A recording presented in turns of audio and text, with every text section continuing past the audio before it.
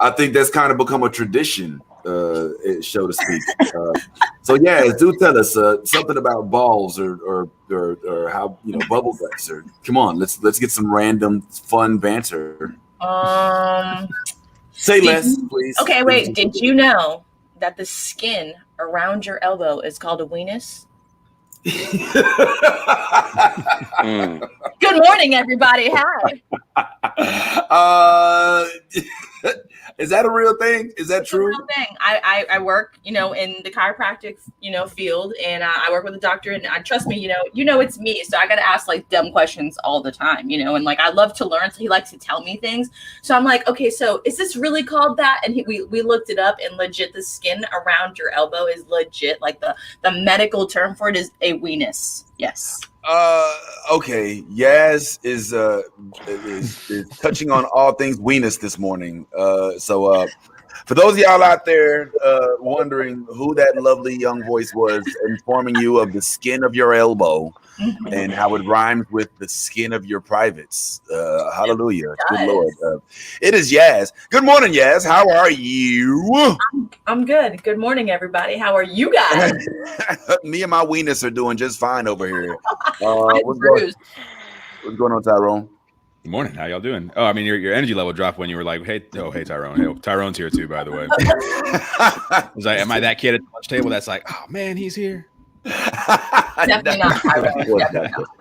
Nah, there's another Ty in the building. What's going on, Tyler? What up, brother? What up, brother? I'm on my way to your house, by the way.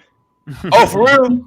Yeah, Yo, hold up, man. You can't the internet at this hotel was trash, man. So I had to leave, and I knew I should have came over there this morning, man. Oh, wow. All right. Well, pull on up, man. Shoot. You know where I'm at, man. Well, hey, at some point in time, amidst this, we might see two faces on the screen. I guess I'll try to adjust my stuff during the show. No, I got my stuff. I got my stuff. I just need the internet. That's You're all. just gonna see the juice, so that way it's really gonna get fucked up. Yeah, I mean, why? You know what? We'll make it. We'll do whatever. We'll do whatever happens, man. Well, those of y'all that are joining us this morning. First of all, this is the new Blerd order. Let's go ahead and get into it.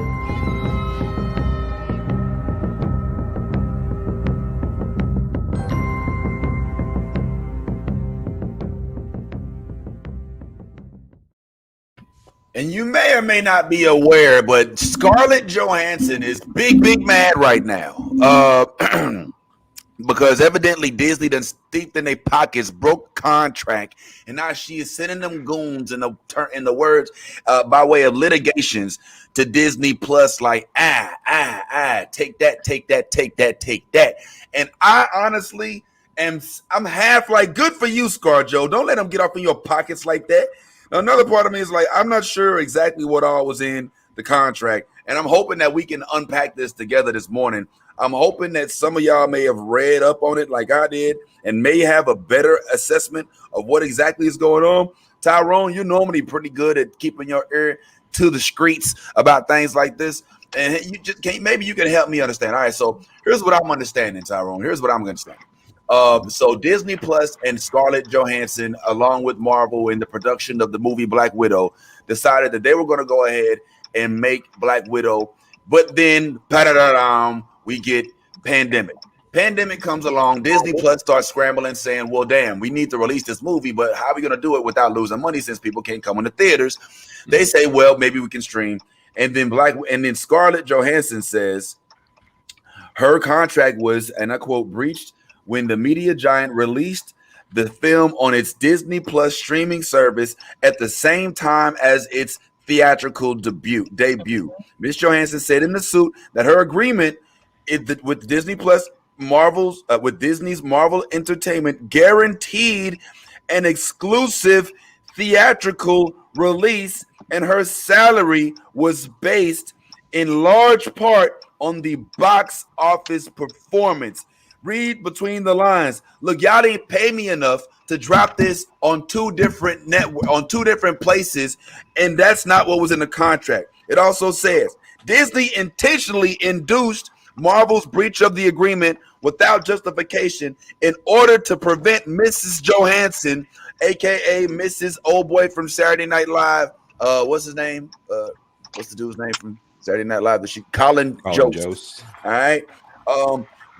From realizing the full benefit of her bargain with Marvel. Now that part I feel is a little more egregious, because what that basically says, if it's true, is that she didn't even realize like she didn't even they put systems in place to block her from learning about the possibility that she was having her contract breached, which makes it more devious on Disney Plus's part if indeed this is what happened.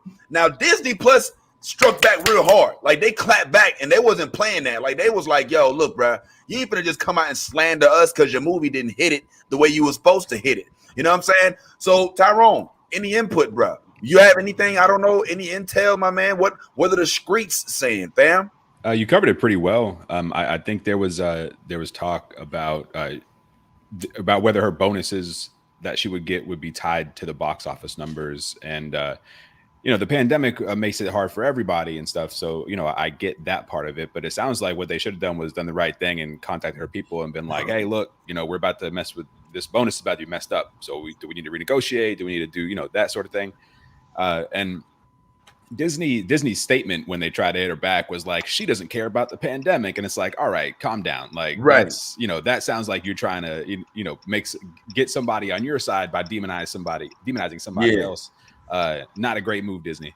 And when it comes to paying artists and employees and stuff like that, Disney doesn't have the best history, even down to like theme park employees and things like that. So, this is a classic situation of number one, the bosses taking advantage of the workers, and number two, especially like artists, what it's like, Vince. Artists are often getting exploited. It's hard to see that when you're looking at somebody who's making millions of dollars, right? But look at that millions of dollars in context of what Disney's making, and it puts it into better context. You know what I mean? Like you expect people to get paid what they're owed. And I think that's what we're dealing with here. She expects to get paid what she's owed, and they're like, I don't know, we'll see. Right, 100%. And Talim, I know you can relate to that too. There's a sense that comes in from the producers that they good, man. They got enough already. You seen your house, you seen what you got, bruh. We know what you got. We know what you working with, bruh. And let's be real. I mean, you're not the Incredible Hulk. You're not Spider-Man. It's not like you're Iron Man. This is your first movie, and it took place after you died in the series, bitch. Who the fuck is you? You know what I'm saying? He's gonna pull up on us, try to pull rank on a movie that's half good, for my opinion, and then demand afterwards when you thought it would have did better. I think Disney's thinking, Tylene, that if the movie had done better in the theaters, it would have been because it was a better movie. It had nothing to do with the fact that it was co-streamed on Disney Plus. Scarlett's saying, no, bitch, the shit shouldn't have been accessible via Disney Plus. Had it not been, then all these motherfuckers like Tylene that stayed home and waited to watch it on TV might have got their ass up off the couch and went to the movie theater. What you think, bruh? I would love to know if this would be a thing if she still had a contract for more movies, or what I'm saying. I understand that it was a contractual agreement, and you already spoke to the fact that we were right in the midst of pandemic, and I don't know how much longer she expected Disney to not put this movie out. You know what I'm saying? Like at some point, right. You have to be realistic. I mean, they went 3 years, Carl. 3 years. They went pushing this movie back and pushing this movie back. And at some point, they have to let it out because they got other movies to do. Now she's I don't think she cares nothing about that, of course, and rightfully so. It's not her problem. But I don't know what she expected them to do. Like that's kind of where I'm at. Like, what did you expect them to do? Not put a movie out? I think she expected them to pay her. Yeah, right. Sorry, Go ahead. go ahead. You got it. Okay, so like think about this, Tyrone. So I mean, Tyleem. So think about this. So if you were paid for a certain job, right? You had a contract with them, and then of course, like something happened, like pandemic, whatever, something happened, right? And you already had a set contract. They breached that contract, knowing that they already had that contract with her. So she didn't get, like Lisa was saying in the comments, she didn't get any of that Disney Plus money. She didn't even know about it. She didn't get any of it. Like, it's different if they would have been like, oh, hey, by the way, I'd like to see some type of proof that she didn't get any of the Disney Plus money. I think that's love to see that. where the lawsuit comes. That's in. where the lawsuit yeah. is coming. Yeah, that's where the lawsuit. She only got the 50 mil that she was granted in that contract. That's not true. Okay, what happened was she got a percentage of the Disney Plus money, and I'm guessing it didn't equate to 50 million. But the idea that she didn't get any of the Disney Plus money, I think that's a little bit far fetched. Yeah. And again, if somebody has proof that she didn't get any of the Disney Plus money, I would love to hear it. But other than that, there's speculation. I mean, I even saw an article this morning that said like even Kevin Feige was like upset with Disney for this whole ordeal that's like going down. Like he doesn't agree with Disney. He agrees with Scarlett. Yeah. I mean, what the fuck?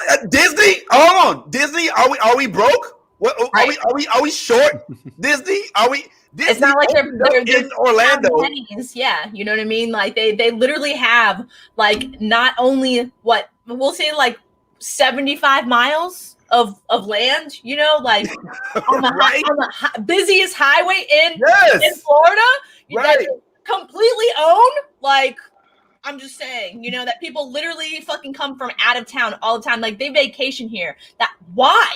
Like, why? I live here. Why vacation here? It's not that great. Like, I don't fucking get it. It's not like they're counting pennies. And they build new shit every fucking day. I just saw that in Winter Haven, they're opening up a fucking Pepper Pig, museum or amusement park. Yeah, I just saw that literally yesterday. I was like, are you guys kidding me right now? How much fucking money are you squeezing out of these people? And of course you gotta think about it. Like that area is already fucking crowded, already has the biggest amounts of car accident. Why are you adding more attraction to those areas that already have so much congestion? Like there's so much more of Florida, and you own California as well. You know what I'm saying? And like different parts go there. What the fuck? Well, obviously they're doing it to make up money to pay for this lawsuit they about to have to pay out the ass for. They probably gonna lose this one, man. And I think that this is more symbolic. I agree wholeheartedly with Yaz. Disney, it ain't like you are short on money. And if there's anybody you want to short in this whole entire operation, how about it not be the fucking star, the franchise that just came? Like, yo, if you're gonna short somebody, short the producer, short the makeup artist. By the way, don't do that either. I'm just kidding. But damn, shorting Scarlett Johansson, who is gonna make it stink. You know what I'm saying? Like, let's be real. There's been a lot of issues that Marvel has been having behind the scenes with some of the artists, which is why you don't see continuity with the Incredible Hulk movies, which is why you have these issues with Sony and Disney. So it's not all sunshine and rainbows when it comes to the production. In this particular instance, it sounds like this could have been an easy check that could have been written for less than 50 million sounds like a lot to us because it is. I mean, that's a lot of scratch off. You know what I'm saying? But in the world of Disney, 50 million they used to wipe their ass with. Like that's half of a day at the Swan Hotel in Lake Buena Vista. Another point, you got to think about it too. Okay, Scarlett Johansson is the only actress that has not only been in the Captain America trilogies, the Iron Man trilogies, and she's even been in the Thor trilogies. So they've not only have made like their cheddar off of her, you know what I'm saying? Like give her due damn diligence. She finally got her own fucking movie, and then you guys are gonna short her on some technicality bullshit. It's condescending at this point. So I'm with you, ScarJo. Like, go get your money, girl. Yeah, and it reeks of misogyny. Yep. You know what I'm saying? It reeks of misogyny. It is sad to go there, but you have to wonder if this was a standalone Samuel Jackson movie, if this was a standalone Clint Hawkeye movie, would this be an issue? Or some would say, well, maybe she's being a diva. Who knows? I had this conversation with somebody exactly like this week too. You know, like they were like, "Yeah, I bet people think you're a bitch, you know, because you're very outspoken and you know you're very like assertive about what you want." And I'm like, "Yeah, sometimes." I'm like, "But think about like this: if I was a dude, you'd respect the hell out of me." I mean, I do. All right. Well, yeah. You know what I'm saying? Like it's the same. It's the same kind of concept like that ScarJo's going through. If she was a dude, would that even be an issue? Would that have even been a problem I'm having right now? Fuck no. You know what I'm saying? To that point, I want to add that there have been other actors who are starting. You know, she's kind of started a little bit of a domino effect. Oh yeah, because The Rock. Yeah, part of this is standing up to such huge production companies is a scary thing. I mean, they have teams of lawyers to stop this kind of thing from happening and to keep these kind of things on the low. So when somebody does stand up in this way, especially somebody who is who has a lot of a lot of press around them, has got a lot of clout at the moment, that's huge. And what Emma Stone and Gerard Butler. Emma Stone, I think, is actually going after Disney too. Gerard Butler going after, I think it's New Image, another production company for one of his movies, to get money that they're owed. And I don't know if, I don't know how emotional the decision is for anybody outside of, hey, my contract said that I was going to get paid this. I did not get paid this, and I want to get paid this. And I think that's, it's boring. But it sounds like that's where the problem is. Just like, okay, there's a bunch of, there's a history and a precedent of people being taken advantage of by big production companies, and that's going to stop. Yeah, I don't know if it's going to stop, but it's going to be put on blast. Oh, yeah. I will say, I don't know if this is boring for me. I think this is. I kind of like the backroom stuff. I like to hear about what's going on with the actors and all of that. I think that what made this exciting for me was the Disney clapback. Like Disney came off like a petty bitch. They did. They really look petty. It was like Disney was like, oh, hold up. First of all, your players ain't even out here worried about the pandemic. Right. Down left and right. Like, yo, listen, look at what Disney said. Like, they came out their mouth. This looks like it was written by somebody with, you know what? Let me refrain from saying something that's gonna make me sound ignorant. There is no merit whatsoever to this filing, Disney said in an unusually fiery statement. The lawsuit is especially sad and distressing in its callous disregard for the horrific and prolonged global effects of the COVID-19 pandemic. That is so Trumpian. It is so whataboutism. It is exactly. But she asked about the money and the deal with streaming service. That ain't got shit to do with the pandemic, with the COVID. With the global camp, this was not filmed in the whole globe. It was filmed in a few locations and a lot of green screen. And give the girl her goddamn money. Here's the part, Talim, that I think is funny. We know that these things don't just happen, right? Like they don't just there's a lawsuit. Somebody called somebody, was like, yo, when are we supposed to get such? And it was like, no. And then at some point, there was a game of chicken that was being played, right? Yeah. Behind the scenes, there was somebody like, yo, look, y'all know y'all need to go ahead and come up off that money. And somebody was like, nah, bro, look, we don't understand why y'all tripping. You know what I'm saying? We did what we said. Y'all had the movie. You got your money. It was like, look, if you don't XYZ, then we will XYZ. Mm-hmm. We are now at XYZ, where they was like, look, well, do what you got to do. Now they're going public. Now it's got the attention of whomever it is that's watching. Now, instead of people going out to see Black Widow, now instead of people waiting to or paying for it on the streaming service, now they're like, well, wait a minute. What did y'all do to my homegirl ScarJo?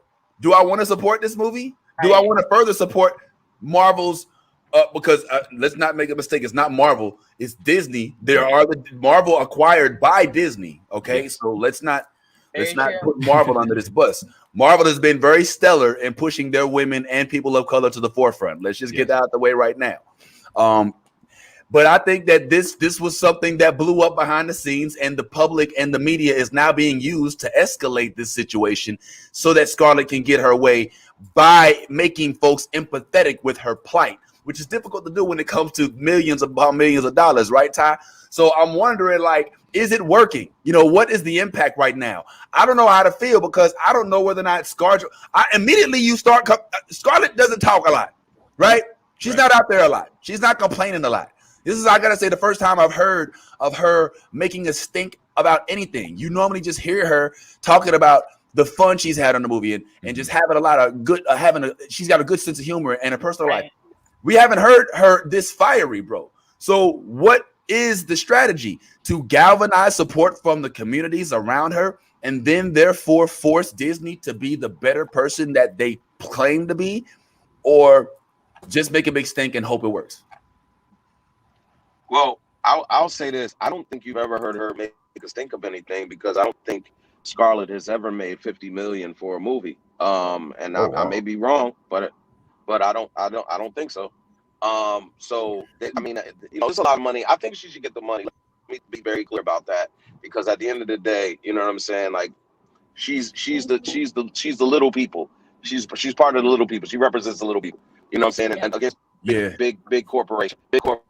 So I mean, this is something that they've been doing for a very, very long time with all artists, not just actors and but entertainers all around the spectrum. So do I think it will galvanize a movement? I think the movement was already in effect. I just think that this is Marvel and it gets polarized because it's Marvel, because of $50 million. But I think like what to Tyrone's point, we got Gerard Butler, we got Emma Stone, there's other actors out there that have dealt with this same type of egregious behavior through these big corporations. And like you said, a lot of times they have these big major law firms and and team of lawyers that kind of attack you in an aggressive fashion and make you accept something less than what you should. So whether or not she's galvanizing them, I think the movement was already galvanized. I just think that this just brings more polarization to the movement that's going on. This response feels like it was written by Nene Leakes from the Real Housewives. I don't know if she's on the law team, but I think they got to come up with a better strategy than trying to shame the people that are suing. It felt so lunch table, your mama's so black. You know what I'm saying? Like I didn't get professionalism from this joint. Like I was expecting Disney to be like, we're sorry, it's unfortunate that Scarlett has felt this way, and we look forward to meeting with her and discussing what it is that we can do to make sure we come to terms with a great agreement. We love working with ScarJo, blah, blah, blah. This shit was petty, petty to the fourth, fifth, sixth extent. Like, I highly believe that whoever, after they wrote this, threw wine in somebody's face. It's just completely ridiculous, man. So I don't know where that's gonna go. I don't know if it's gonna impact the timeline. I don't know if we end up with a Scarlett Johansson variant now, and we never see her again, and she just gets completely replaced now by Yelena or something, because they're like, look, man, we don't need no more problems out of these females that keep opening their mouths. But I will say that, good for her in terms of being willing to step up and be like, nah, man, you know what I'm saying? I'm not just going to lay over and let y'all, just because y'all got your name on a bunch of shirts and on a bunch of theme parks, just lean back and just take it. She's like, nah, man, I got my rights, and it's my money and I want it now. So whatever. And I think that's ultimately where we're going with it. So. Well, if I could add a little something too, I think it's going to end up answering some bigger questions and causing some bigger ripples. Like, how do the studios start to approach streaming releases with theatrical releases? Right. Is that pay going to affect whether or not they make that decision? Are they going to find a middle ground where they can pay actors and pay production and stuff based on streaming revenue? Right. Will that then affect the prices that we pay? Because, they like to pass stuff down to the consumer. You know what I mean? These are a lot of other bigger questions that are going to come out of this. It's going to be really interesting to see how that all works out, because, I think streaming is going to be a new reality, but they can't just decide, oh, this is a new way for us to make money, and we're just going to leave everybody out of it. It's like, no, people are going to try to get that money. If you're finding new ways to make it, people are going to try to get it. Yeah, well, that's a good point. Go ahead. No, I just want to piggyback off of that, because I think you made an excellent point. And I think that if she does get the money, which we all do agree that she deserves the money, but if she does get the money, does does Disney start to like kind of shy away from going after those big name actors now? You know what I'm saying? Do they kind of like, or you know, if I go for a lesser actor, I can underpay them. Right. Like, Right. do we start to see a shift with Marvel as far as we just start seeing a whole bunch of new name actors, you know, so that they don't have to go through this whole 50 million, 30, 40 million, you know, deal. We could just go hire, you know, Joe straight out of, you know, acting school and try to, you know, portray him in a movie.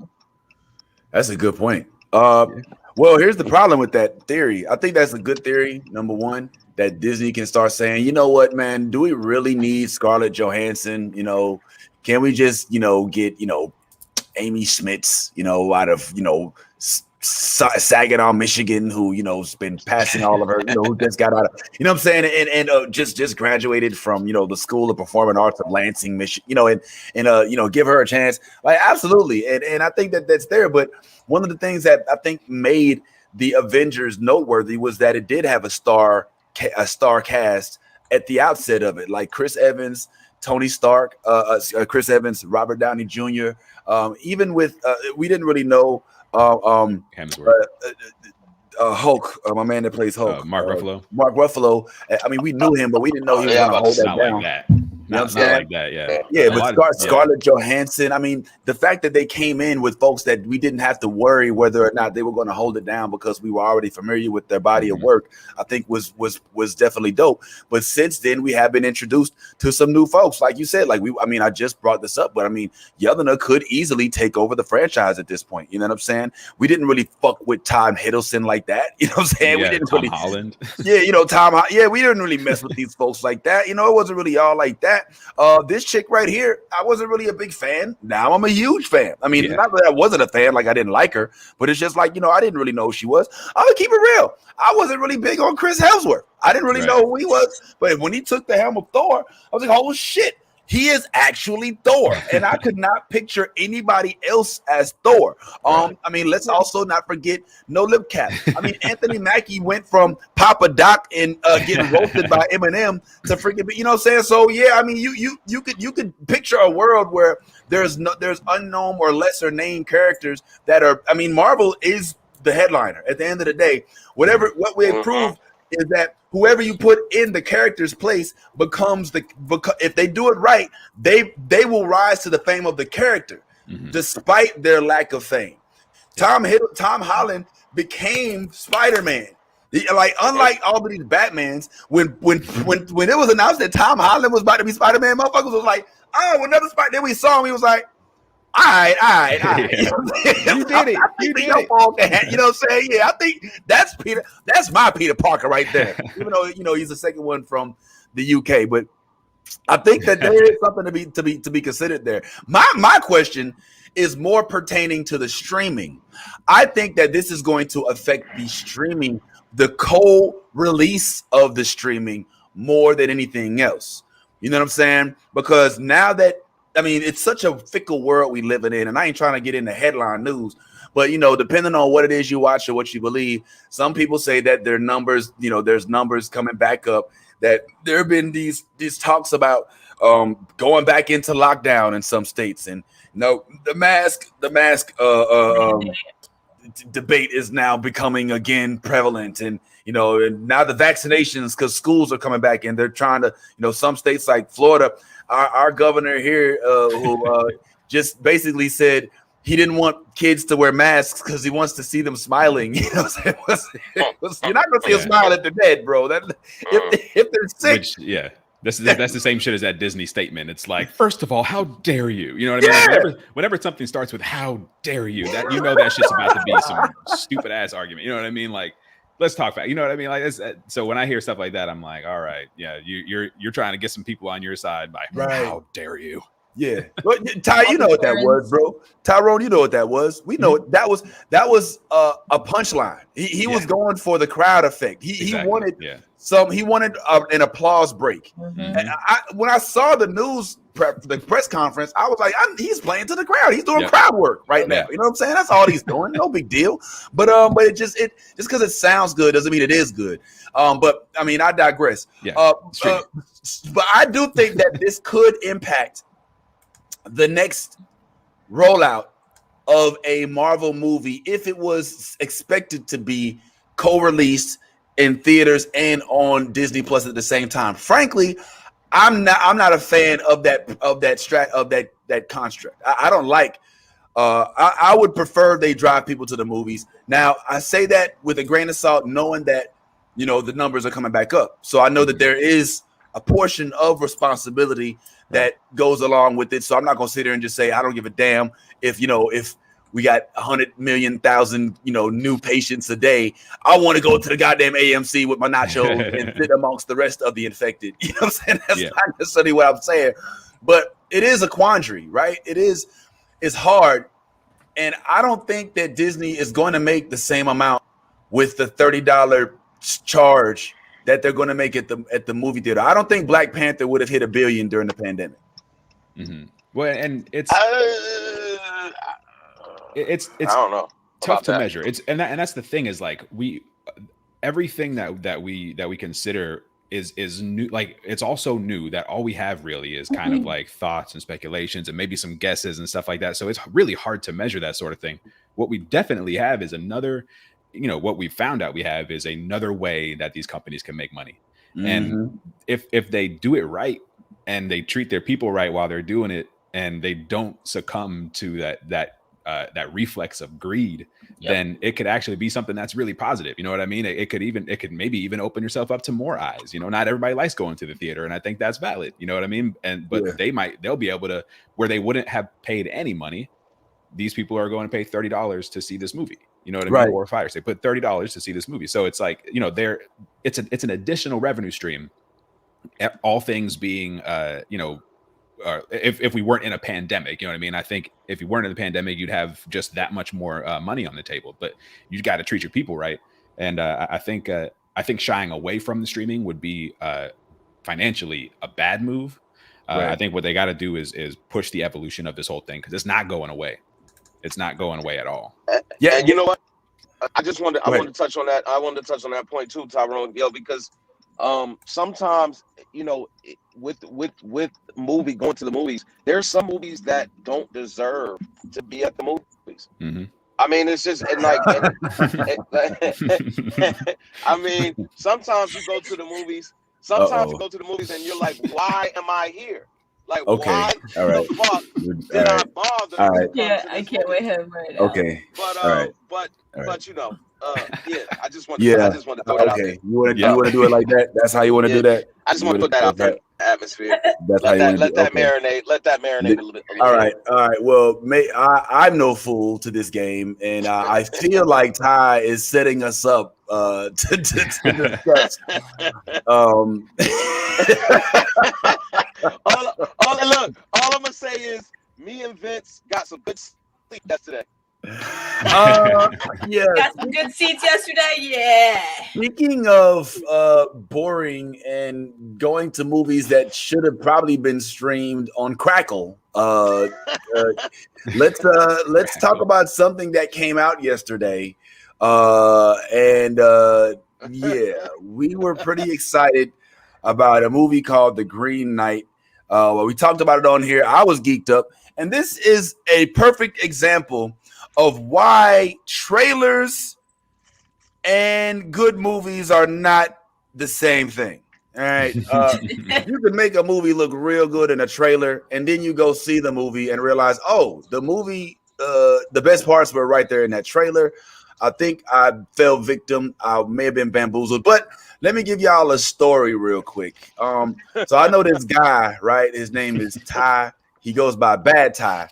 All right. And Bad Ty is basically anti-movie theater. Like, he is 100% pro Fire Stick.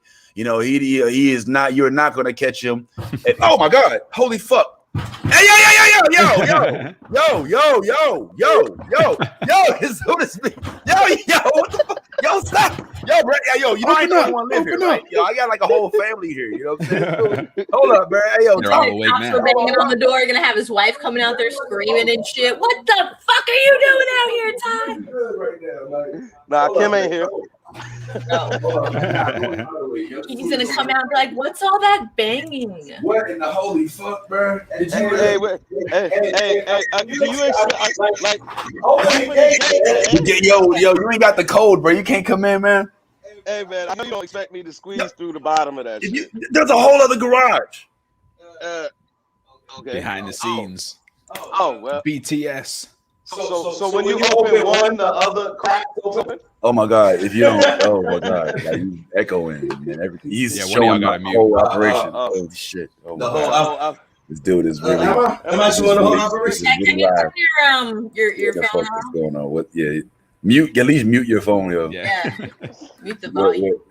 All right, yo. All right, look. If you want, look, man. You know, what I'm saying here, pull up a chair. This dude. Yo, what the hell? Yo, did you have to bang like you was the FBI, bro? I already got like. Here, hold on. Yeah. Okay, we just You ain't got time to do all that setup stuff, man. Just fucking. all right. Look. Yeah, whatever. There you man. go. Yeah. Welcome to the multiverse events. the multi-events. We have it right now. Actually, you know what? Got a cup. I got a cup. Yeah, I got a cup. drinking That's how we already? gonna do it this This is morning. how we doing it like that. I went and got this. Yeah, what's Little what's extra. that? All right. Little extra, y'all. It's like not even 10 o'clock in the morning. This I got a dude's cup. out. Look, I wasn't prepared for this bombardery Man, that's going on this right what now. we doing. This is All right, hold some, on. this is Orlando, Here we go. Jesus and Miro. This is Jesus in mirror. Yo, I might be able to make this work, man. Hold on. Let me see. All right, here I am. All right, it's me over here. Hey. I like how we just got like a Yeah, we the multi-advanced garage ceiling here. I'm gonna take this one out. There you go. Hey. All right. I don't know. This one normally freezes up, so I might not use it, but whatever. You know what, man? This is completely. We are behind the scenes, on the scene, at the same time. Hold on, let me go back here, Tyrone. All right, man. Let me grab a cup. This dude is pulling up. Yeah, man. All right, hold on. Yeah, man. I'm not sure what just happened. It's literally not even 10 o'clock in the morning. Y'all drinking. Yo, They got a what the problem. hell, man? Bro, you can't just. Oh, damn. Yo, call it cleanup. Is Vince changing his pants? Vince shit himself, didn't he? When you banged on the garage door, Vince he shit did. himself. He did. Yeah. As soon as I hit the door. Yeah. He's like, shit. Yeah. Literally. You know, I'm not good with whatever. Just whatever. Yo, here go a cup. Yeah, you'll like this. I got some other stuff too. Oh my God! Now they're switching. They're swapping alcohols. They're about to go. They're drinking wine. It's about to be like a little Sex and the City podcast over here. This Saturday's about to be a little litty for y'all. They're gonna be passed out about 5 o'clock. Yo, motherfucker live in the bit. Hold on, let me see. How much room That's we pretty got? good. Is that good? All right, That's pretty good. Is that good? This is the type of stuff that should You might happen wanna before. Like, turn your camera a little bit because it's cutting off Ty's face. Oh yeah, I think that's by design. I'd rather That is by design. He's not. I don't want him taking up my. Oh, I'm just a variant. Yeah. Yo, your joint's still on too. All right, hold on. Lisa's asking the good questions right now. yeah. What's the question? What are the questions? Let me see. What that is happening? Yeah, I would like to know as well. That's a great question, Lisa. We just watched Vince get bombarded. Oh, I know what to do. Oh, watch this. Oh, and then we got to thank Zilla. She's watching on Twitch and she's trying to get us back on track. So I guess the green light is a no, is what you're saying. Oh, definitely. Oh, yeah. Oh, definitely. Thanks for getting us back on track. That is a fucking definite. Yeah. So basically with the green. Which camera y'all looking at? One.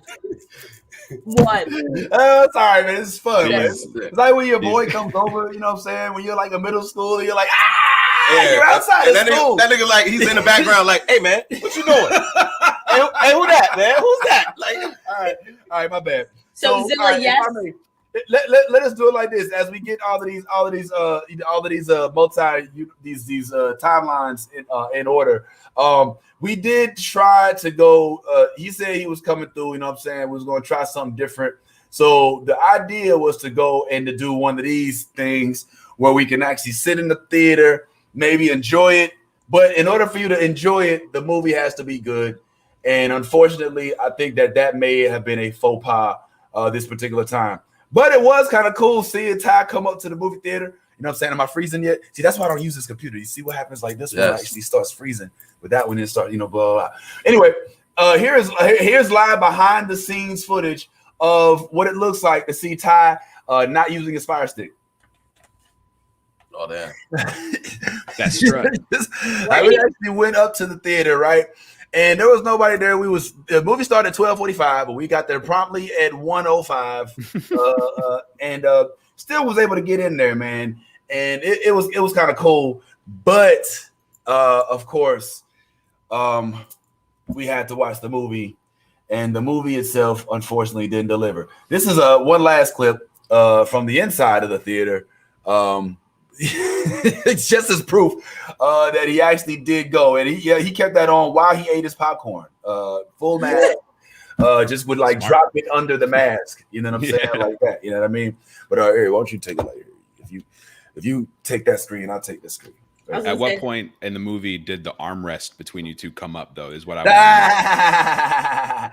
There was no there was no armrest coming up, dog. This is not high school. And we are not your girlfriend. And there was no butter, no popcorn, none of that bullshit. There was no holes in the popcorn bucket. None of that kind of stuff. None of that. No staying after with the credits, trying to go ahead. Nah, we slept like babies. Yeah. Well, listen. Well, first of all, we might not should have gotten too medicated beforehand because I was like really, really sleepy. But that didn't make it any better that the movie was sleep-inducing. Yo, Tyrone, I swear to God, bro, I tried my hardest to keep attention in this movie, bro. I wanted it to be so good, so bad. It was that bad. I gotta hear, like, because I honestly the trailers don't give me much, so No. like, I don't even know what to think about this movie. What was it like? What did you think going in, and then like what happened in the movie that just Was the costumes at least good looking? Costumes. What costume? Look at this tree looking nigga. What do you mean? What costume? That's a costume. That was it. That's it. That was the only costume in the movie. He was the only one that looked like a fucking tree. Yes. Yo, you see him.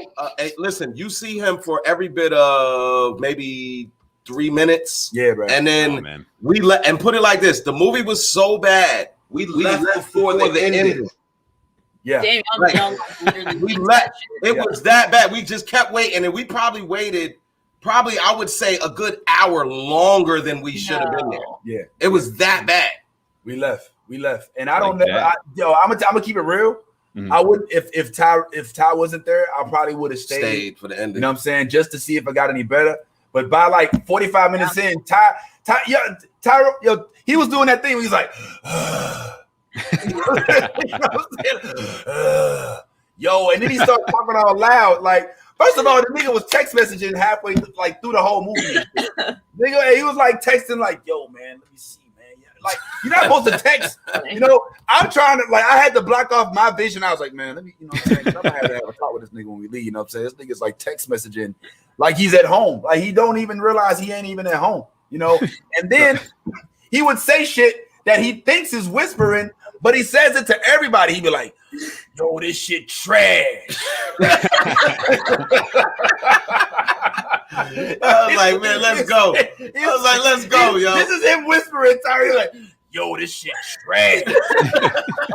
I'm like, "Yo, are you trying to say that in my ear? Like, why are you reading up? You know what I'm saying? I'm just letting you know it's hella slow." And it's crazy. Niggas is like, yo, what the fuck? What's going on there? So I wanted it to be so bad, like I said, man. And if we could, we recommended this movie. I agree.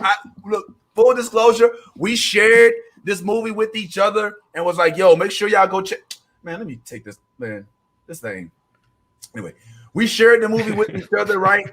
And we was like, yo, let's check this movie out, y'all. You know what I'm saying? Let's go see it. Let's go see what it's looking like.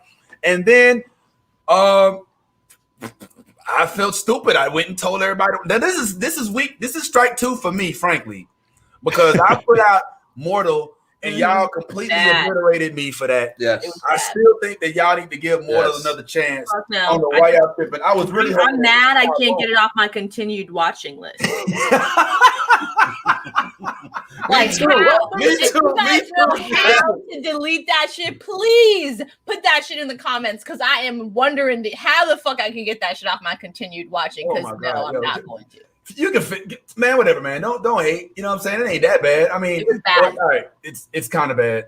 All right, Ragnarok was like bad, but this is really bad. No, this was epically bad. This was an epic, like just epic like fail. for me to go to the movies and use, you know what I'm saying, use that time that I was gonna go to the movies. Yeah, this was the worst one to go to. Like this completely confirmed my theories of staying home. And you know what I'm saying, like this is the why I stay home. This is why I watch it. Like I know Tyler, I can't believe I violated probation for this bullshit. You know what I'm saying? It was so bad. I crossed state lines. Now I'm just playing. There's no probation. It was so bad. He's like, this movie's so bad. Movie theaters are bad. All movie theaters are bad. That's how bad this movie theater. Right. This movie Right. Yes. You know what, Tyrone? You know how much I paid for a drink yesterday? How much? No, just a drink. Just a drink. Nothing else. Just a drink. $7. Well, for a drink, but he still has a drink. he's still drinking it. I mean, you mean you didn't roll up in there with a bottle of Moscato? Right? Still drinking that shit for $7. I was like, shit, $7. What did y'all put in this drink? Shit, it's an infinity drink. Yeah. It doesn't go away. Nah, but yeah, all right. Look, so yeah, all right. Look, this is what I learned from the Man Show when it comes to places like this. You got to stock up on the condiments. You know what I'm saying? You got to stock up on the free shit. Yeah, the drink may have cost you $7, but the straws are free. You know what I'm saying? You walk away with 50 straws, bro. If you sell them for 50 cents a piece, you get your money back. Let me stop. I don't know. But yeah, man, the moral of the story is Green Knight is a rental. It's a Red Box. It's a Netflix. It's a watch it in 2 parts when you have time to be confused. I just kept waiting for the action to pop. It was not happening. They didn't give any indication that it was going to get any better. There were times which we were like, oh, okay, something's about to happen. Oh, nothing's going to, okay, nothing happened. All right, you know what I'm saying? And it just kept spiraling into more. And Ty, for even as he sits there and talks about how he was not able to really sit through the movie, he still absorbed it. He knew what the fuck was going on. I didn't even know what the fuck was going on, Tyrone. I didn't even know. I was like, what? Why is he doing this? Why did he fight the guy? Who is that guy? Why? And he's like, yo, that's King Arthur's sister's daughter. Yeah, you know what I mean? And she, you know what I mean? Like the plot was this is a the King Arthur universe. Well, it is, but we don't know. We don't even know if that was King Arthur. We do know that Excalibur is in the movie. We do know that. We don't know if it's King Arthur because he called his wife Mary, and if I remember correctly, in the Queen Arthur story, Guinevere, wasn't it? Guinevere was his wife's name. So when he said Mary, I was like, oh, I don't know what that's about. But it just was all over the place, man. The movie was all over the place. There were scenes where we were like, what the fuck was that for? Like, what that had nothing to do with nothing. Like, and it was epic. It was an epic fail for me, man. I mean, I should have recorded Vince sleep because Vince would sleep with his mouth open, and he was just like he was literally in the yo. You know how you fall asleep in class and you like find a way to like cover yourself so you don't look like you're sleeping. Yeah. Yo, Vince was in there. Vince was in there with his arms folded like this, with his head down like this, like he was watching the movie. Yeah. But the whole time, mouth open, sleep. Yeah. I'm like, yo, look. Yeah. I'm like, yo, Vince. He like, yeah. I'm like, oh man, let's go, man. Let's go, bro. I learned that from church. I'm mad I wasn't sitting behind y'all during all these shenanigans. Right? Like that's what sounds like the best part of the movie is just doing like a Waldorf. What is it, Waldorf and Statler or whatever, like the 2 Muppets that are just up in the balcony. I got a question for y'all because this brings up an interesting problem because so IMDb is kind of like the trusted rating source, right? Yeah. So IMDb rated Black Widow at 6.9. Yes. Mm-hmm. Yeah. I watch this. IMDb rated Green Knight at 7.7. Yeah. Okay. I'm glad you mentioned that because that was going to be my next point. Yes. This is why I don't necessarily trust reviews because Vince looked up the reviews before we went to the movie, and it was actually yesterday at 90%. What? When we saw the Rotten reviews. Tomatoes? Okay, let's check out. Yeah, let's check the Rotten Yeah, Tomatoes. it was at 90%. So we literally was like, oh yeah, yo, it's getting great reviews. Yeah. Bro, I don't know what goes into the review criteria, but whoever reviewed this needs to be fired and stripped of 89. any type of certification that they ever had in life and never, ever, ever allowed to critique another movie. Yeah. Because this was ass on ass on ass. This so wait, so can I ask you guys a question though? What's that? You said you guys were heavily medicated before entering the movie. Time out. Let me finish. Right. You said you were heavily medicated before entering the theater. Do you think the fact that you were heavily medicated and possibly already like in that almost sleep stage is why this movie was so bad? Because y'all didn't really watch the movie. Boo. No, I watched the movie. See, that's the thing. He fell asleep before I did. Yeah. He fell asleep before I did. I watched the movie. And that's why and you know what, to be honest, us being heavily medicated is why I stayed there as long as I stayed there. Yeah, I was gonna say, we know that medication. Yeah. I would have been like, yo, after 45 minutes, I'd be like, if you're ready for that nap, nothing can hold you back, bro. You know what I'm saying? It's a good question, guys. Medication. First of all, this is exactly the same volume he whispers in. By the way, just so I know. And second of all, second of all, like with you got a good point. I have gone to movies medicated and fallen asleep, but I've done that in good movies too. Like I fell asleep in like Infinity War. You know what I'm saying? And that's like my favorite Marvel movie. So yeah, those are briefly. And you know what the worst part? That's true. Some of it, yeah. The part about the sleeping during sleeping doesn't necessarily mean the movie is bad. No. It just means that medical induced coma. Yeah. In this case, I don't want people to disassociate. I don't want y'all to do that. Unrelated facts. This movie, in this scenario, that has absolutely nothing to do. No bearing. I'm just saying. I'm only saying this because I fell asleep during Space Jam, like the new one, like me too. 3 or 4 times. Legit, like, and I was like, oh, we're done now. Oh shit! Like I thought we were still. And like I had to rewatch it, and I didn't even like you rewatch things. You're like, all right, let me just rewatch the whole thing. Nope. I was like, okay, let me just fast forward, keep going. I don't remember this. So I'll stop here. But see, in your defense, yes, you were watching a movie. You were watching a movie that you could stop and play and go back and watch and afford to go to sleep and everything. Basically, this was a paid-for movie. Yeah. So you went to the movie. You're gonna go and watch the movie because you paid for it. You know you can't rewind it, stop it, play it when you're comfortable. Right. So I watched it with the expectation that it's going to get better, and I literally stayed there probably a whole hour extra, longer than I should have, with this expectation that never ever was satisfied. And that's kind of why I was like, yo, at 30 minutes with the movie, I think it was like 30 minutes left in the movie. I was like, man, I think we're just gonna be waiting for nothing. Yo, here's how bad, Tyrone. It wasn't 30 minutes left in the movie. It was still an hour left. Oh, still an hour? Wow. There was still an hour left. We was like, damn, how long has it been? Is it like, oh shit, it's only been 30 minutes. Like shit. Let's see what the running time is. It was so. And the running time is not even 90 minutes. It's 125 minutes. It's 125. It's past. Yeah, we was there until. All right, the movie started at 12. That's 125 minutes. So like, was that? We left at about 65 minutes in. Damn, y'all didn't make it through half of the movie. I wanted to, bro. Here's the thing, Tyrone. I'm still gonna watch it. I'm gonna watch it again. I'm gonna give it a chance, but it's gonna be somewhere where I'm comfortable. You know what I'm saying? I'm gonna do it. I'm gonna do it bad Ty Brick's way for the second portion. I can't do it in the theater. Look, even a full thing of nachos, which I completely devoured. Which he ate slowly, by the way. Yeah. He didn't just rush those nachos. He took his time with those nachos. The only thing that kept you awake was the nachos. I savor every nacho, every jalapeno pepper. You know what I'm saying? I love. I go to the movies, frankly, for the nachos at this point. You know what I'm saying? Like I could literally pull up to the movie theater, order a ticket. I did use free tickets for this one, so it was kind of cool that I didn't have to like lose money on it.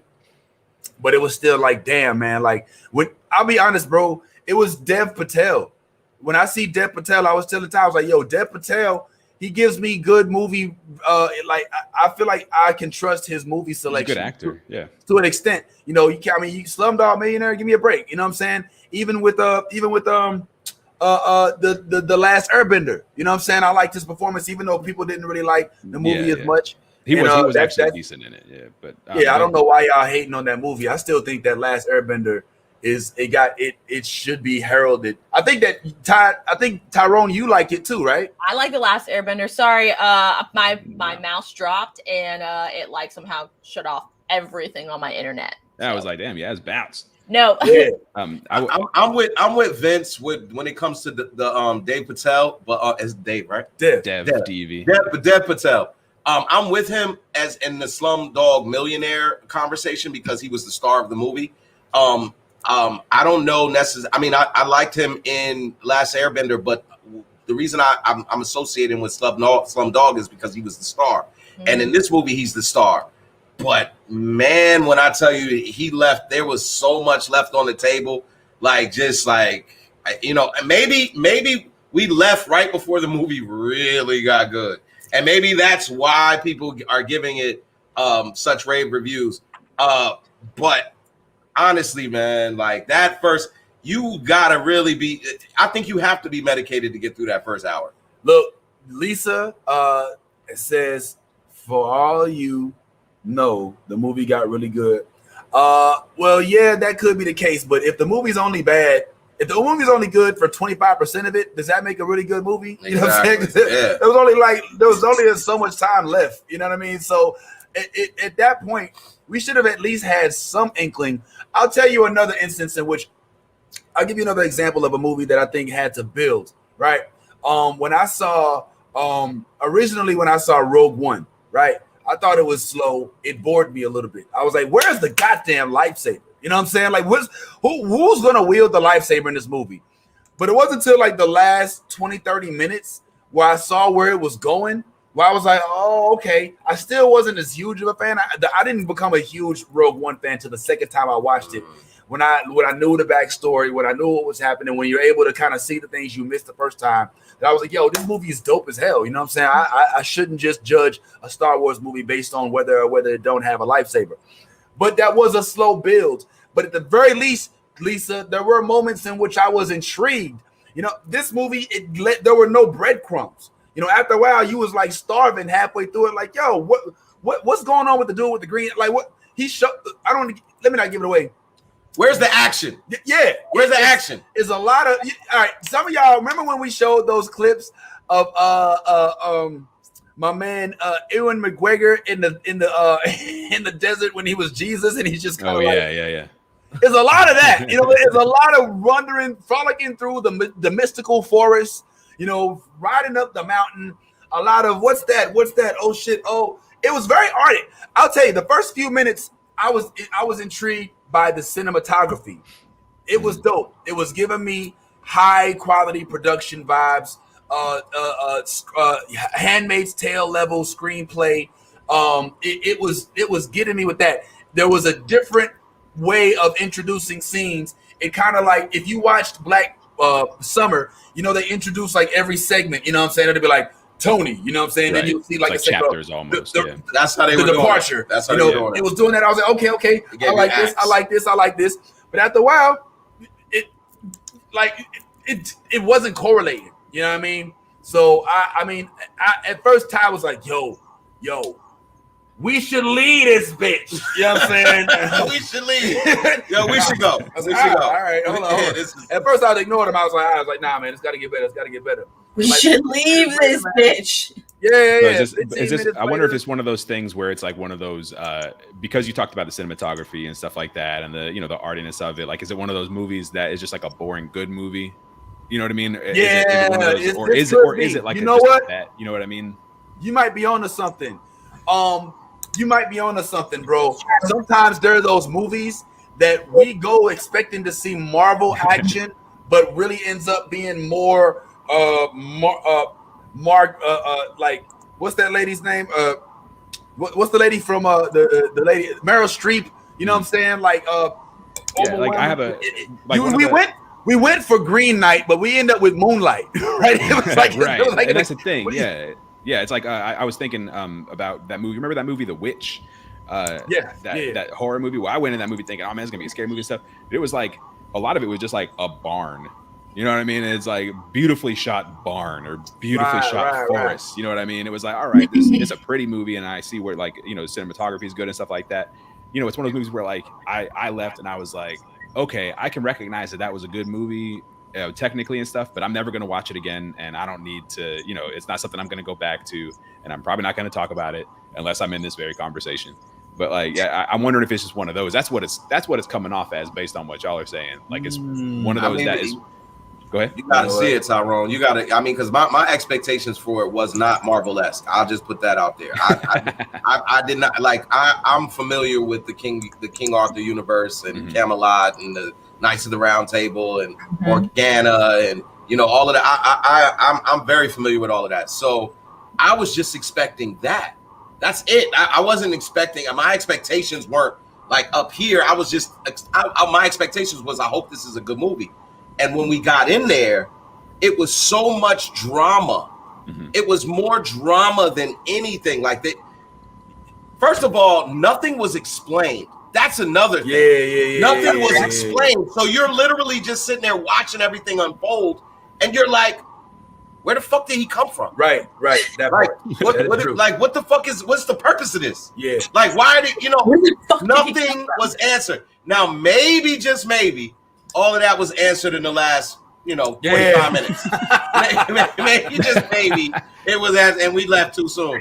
But the fact that we had to get through the first hour kicking and screaming, I don't like watching movies like that where I have to go through the whole hour because Vince said, the first time he watched Rogue One, he was bored.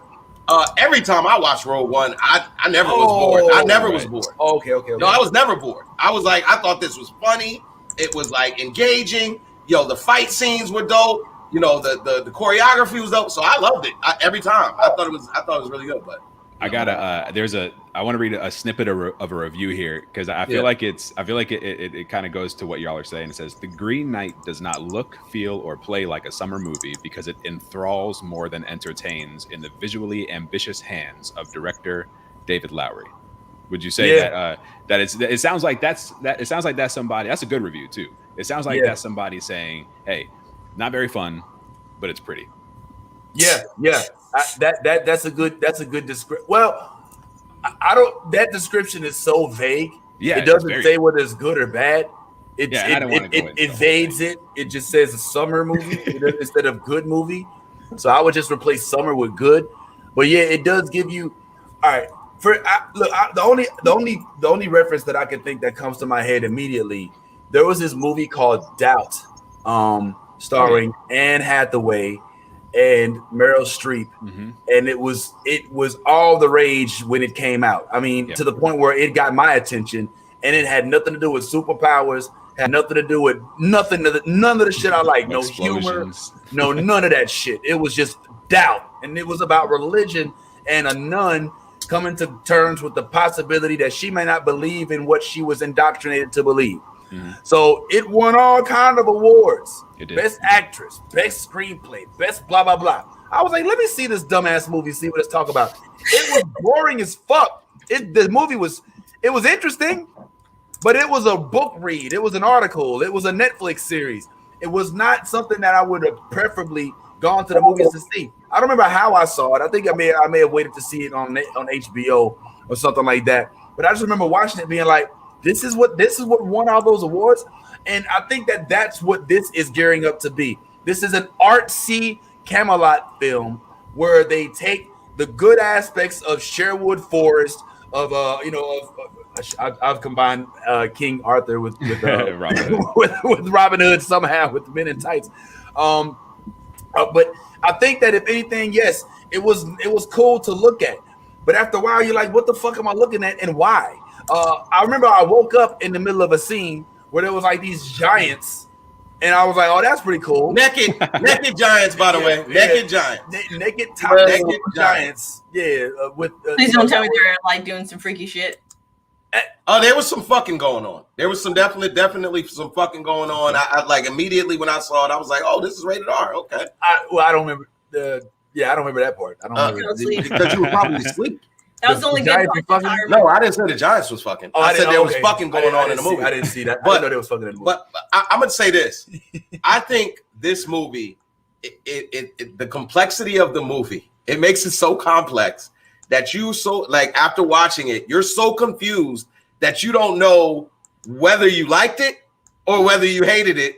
So a lot of times, because you're confused, you just be like, well, it wasn't bad. Yeah. So, and I think that's where the reviews are coming in, because when you see this movie, Tyrone, and I know it, like the way you filter movies and kind of watch them with that type of eye, you're gonna be like we were, like, this makes no sense. There's a part in the movie where there's an appearance by, what was her name? Carly? Was it Carly? Carly from Marvel, from Winter Soldier and Falcon. The antagonist, Carly, the redhead. Okay, yeah. Solo. Morgenthau. Star Wars. Yeah. She comes in the movie for a brief appearance.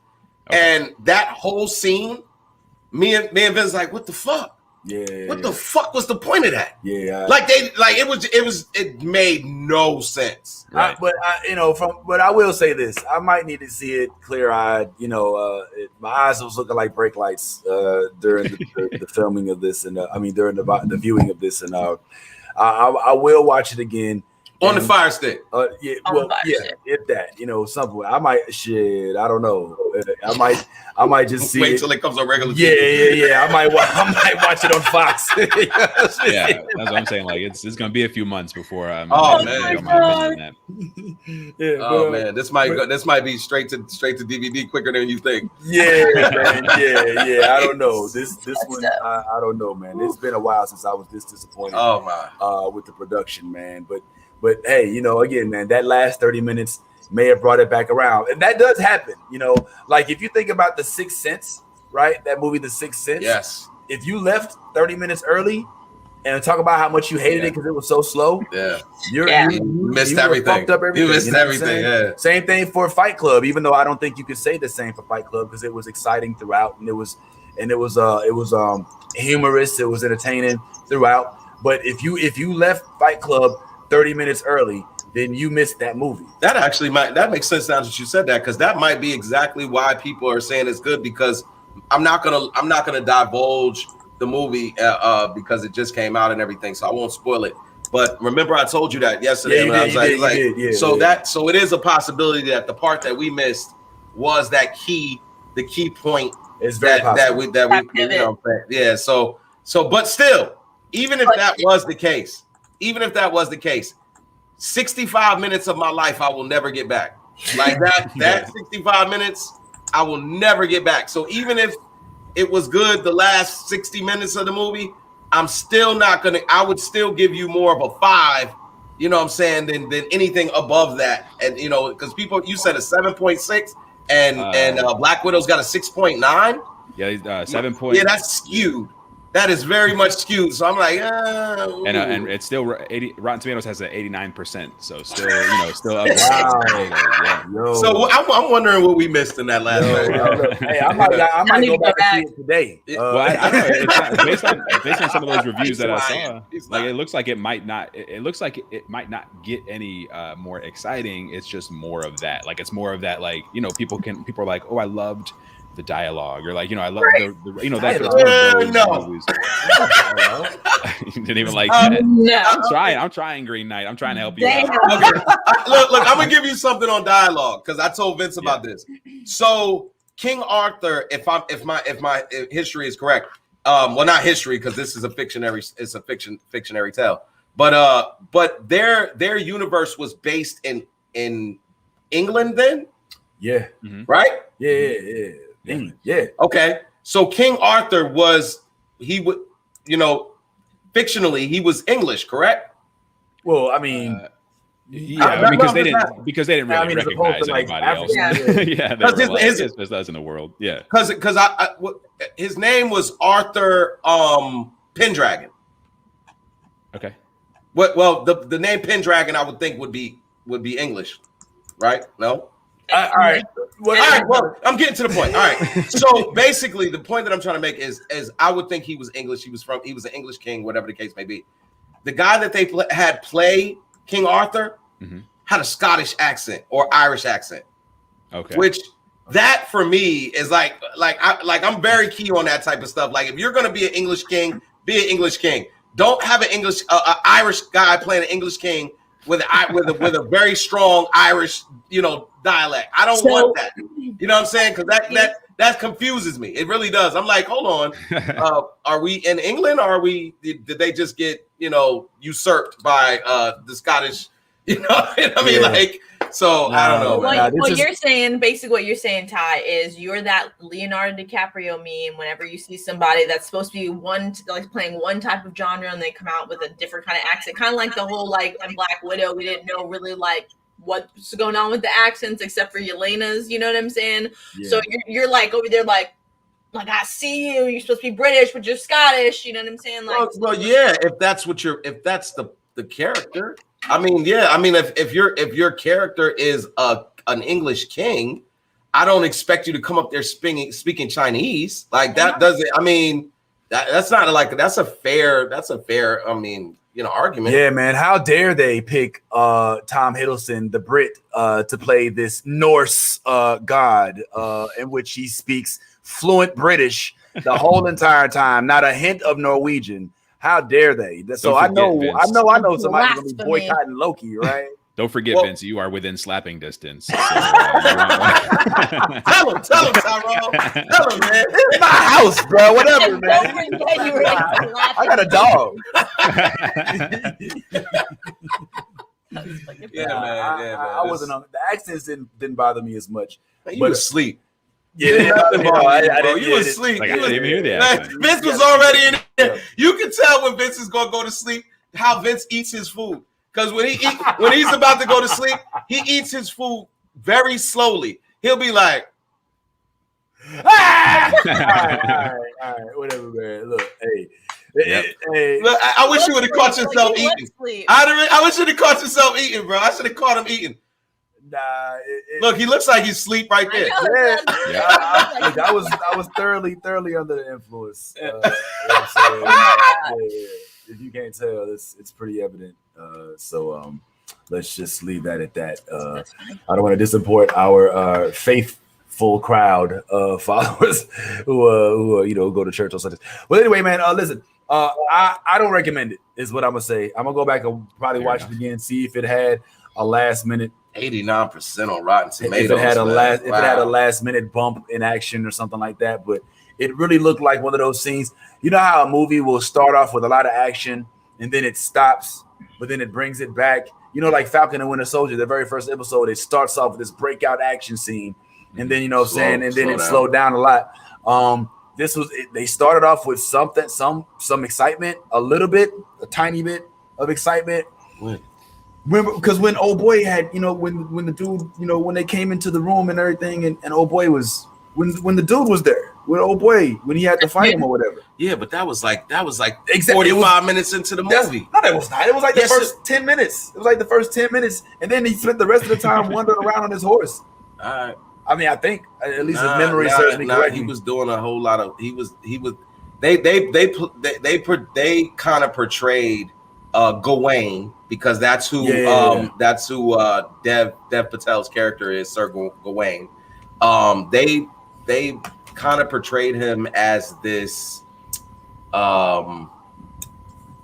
as an individual who has not yet shown why he should be a knight of the Round Table. He one of the scenes in the movie, the king asked him, he says, I don't know you. Mm-hmm. You know what I'm saying? So tell me a story about yourself or one of your adventures so that I may know you.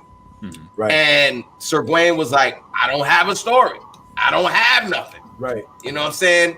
And then the queen was like, "Yeah, you don't have nothing yet, so just give it time, and you'll be great." You know, so I was like, I think that this poster itself is a little bit of foreshadowing too. I don't, even though we didn't say the whole movie.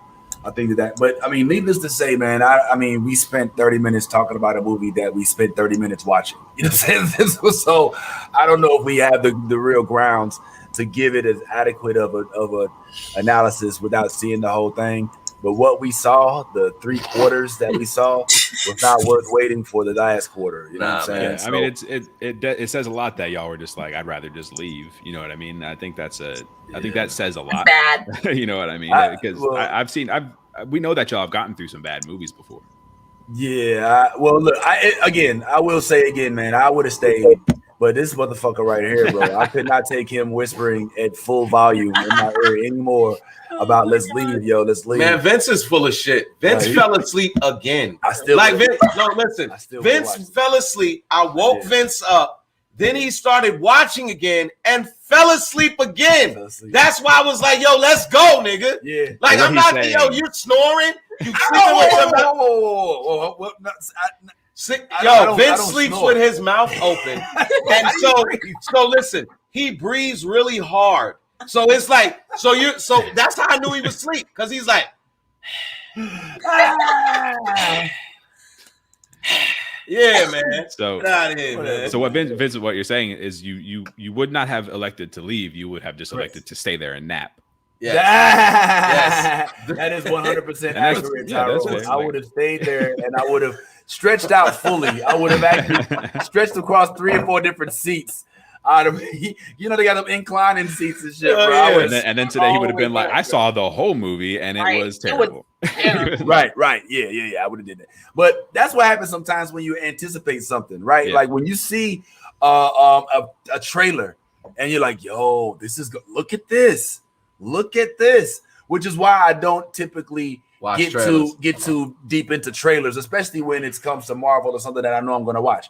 Which is why I'm a little nervous about this right here. You know what I'm saying? I don't know if y'all know what this is. Nope. But this is a trailer. This is a spoiler picture from an upcoming movie from Jordan Peele called Nope. Now, if you look at the picture, which is the only thing that's been released thus far, you basically see what could either be is that Dragon Ball Z? Oh wow! No, I don't think that's not Nimbus. I don't think. Yes, I think that either it's some sort of spaceship, some sort of alien. But what I was listening to somebody's podcast, and they were saying how it's so interesting that Jordan Peele has seemed to master the art of giving away small morsels of things that generate his interest, right? Like we don't know what this is, but we're intrigued. When we first saw the first Us, like just the picture, I think it was just a knife with like you know what I'm saying, with like a picture of Lupe on it, Lupita Nyong'o, and Nyong'o and her reflection, which showed like her alter ego or whatever. And we're like, yo, what the fuck is this? You know what I'm saying? I think Jordan Peele is doing that again, guys. I think he's going for. I think it's time that we discuss whether or not we should start considering Jordan Peele a new father in the horror movement. He definitely has claimed some space in Hollywood, whereas he's getting all these projects greenlit. I don't know what to expect. Yes, when you see this, what is it that you thinking, man? I know your first thought was that this was Vegeta coming from the planet Vegeta for Kakarot. I can't wait. But I mean, what else could this possibly be, man? I don't know. I don't know. Well, we know that Jordan Peele is like out there. You know, he likes, you know, the big 3. You know, aliens. You know, like you know, he's definitely a big nerd. So I don't know. I mean, this could be anything. Like that's I guess what's intriguing about it is because it could literally be anything. Like it could literally be like an animated Pixar movie for little kids, and we're all like, you know what I'm saying, thinking it's gonna be some crazy ass like, you know, movie or show like it was, you know, with the Us movie, and like, you know, it might just be like, I don't know, another animated movie that came out. So I don't know. It could be a bunch of things. Like I'm not sure. Yeah, Tyrone. Any guesses, man? As to what this movie is about, man, I don't know what to think. The biggest thing that I see that makes me kind of like chuckle a little bit is that line, that string of flags that's hanging from that cloud. It's giving me real Back to the Future vibes. Yeah, but that's you know, obviously I don't think Jordan Peele's doing a Back to the Future remake, but this could easily be just a poster of Jordan Peele saying I'm making a movie and I'd be just as interested. So like I don't even care what's on the poster, as long as he's making it, I'm in. He hasn't let me down once. So you know, to your point about Jordan Peele being kind of a, you know, the new guy out there, I am all for it. I'm all for it because, you know, if Zack Snyder keeps getting money, you know what I mean? Like we need to give Jordan Peele you know, his time to come up. Well, I don't know, Ty. Any assumptions here? Nope. Nah, man. We waited so long to drop that. He was so happy. Look, man. I think you made a really good point, and I think Jordan will stay in the genre that he's been successful in. So it probably does have some inkling of horror. Yeah. You know, as being, you know, the foundation of the movie. Whether it's aliens or not, because I mean, these one-liners that he keeps doing for movies, us, them, you know what I'm saying? I mean, like, just like, oh, like this, like, nope. You know what I mean? you know, imagine being in that room when they're like discussing names of the tiger. It's like, you know, like, we can call it the last man on earth. He's like, nope. They're like, that's it.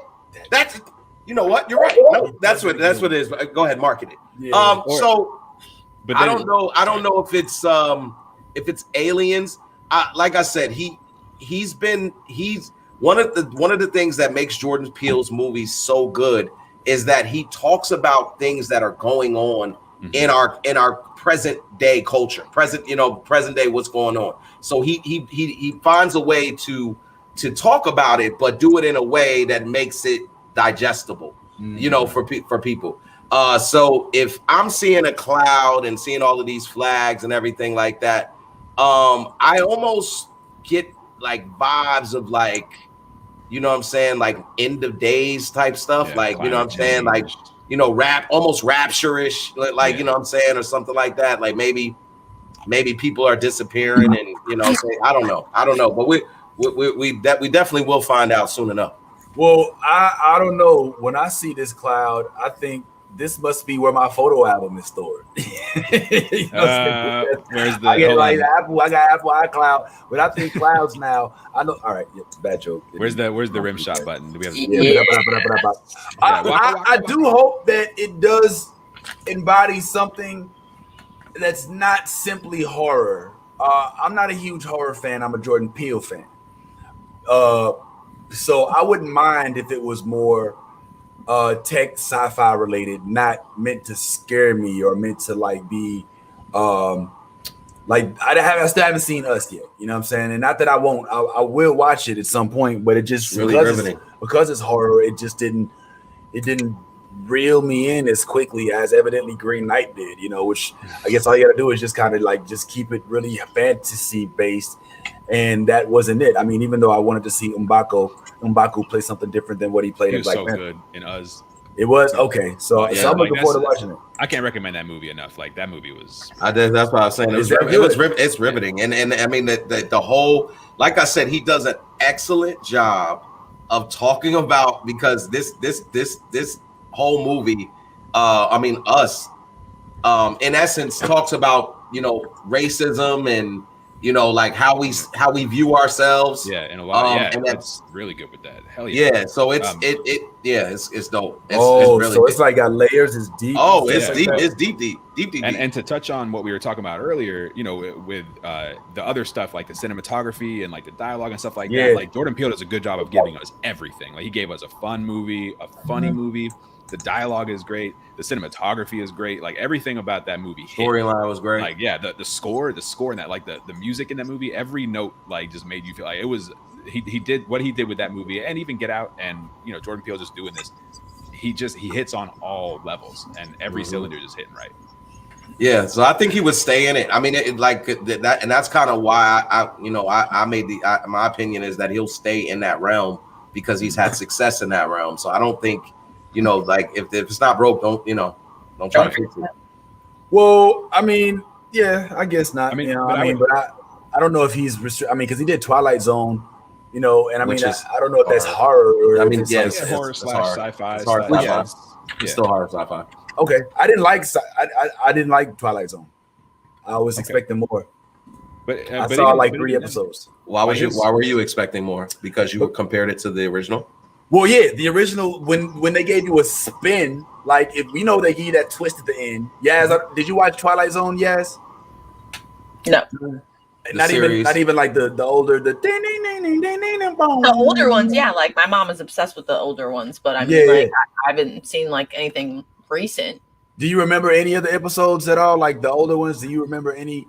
I remember one distinctly that there was they did not show the faces of anybody, and they were like, it was like a bunch of doctors. They're like, we don't know what we're gonna do.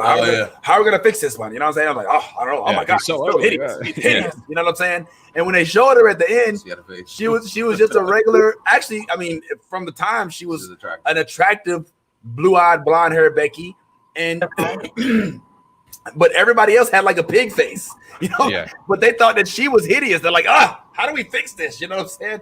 And that was a huge spin. When I was watching the Twilight Zone, at the end of one of the episodes, like the bully confronted the guy confronted his bully, and then the town like stood behind him and was like, yeah, we're not gonna take that. And that was this. I was like, what the fuck? What the hell kind of Saved by the Bell episode is this? You know what I'm saying? Like so I gave it a couple more tries, and it didn't really, And so I don't know.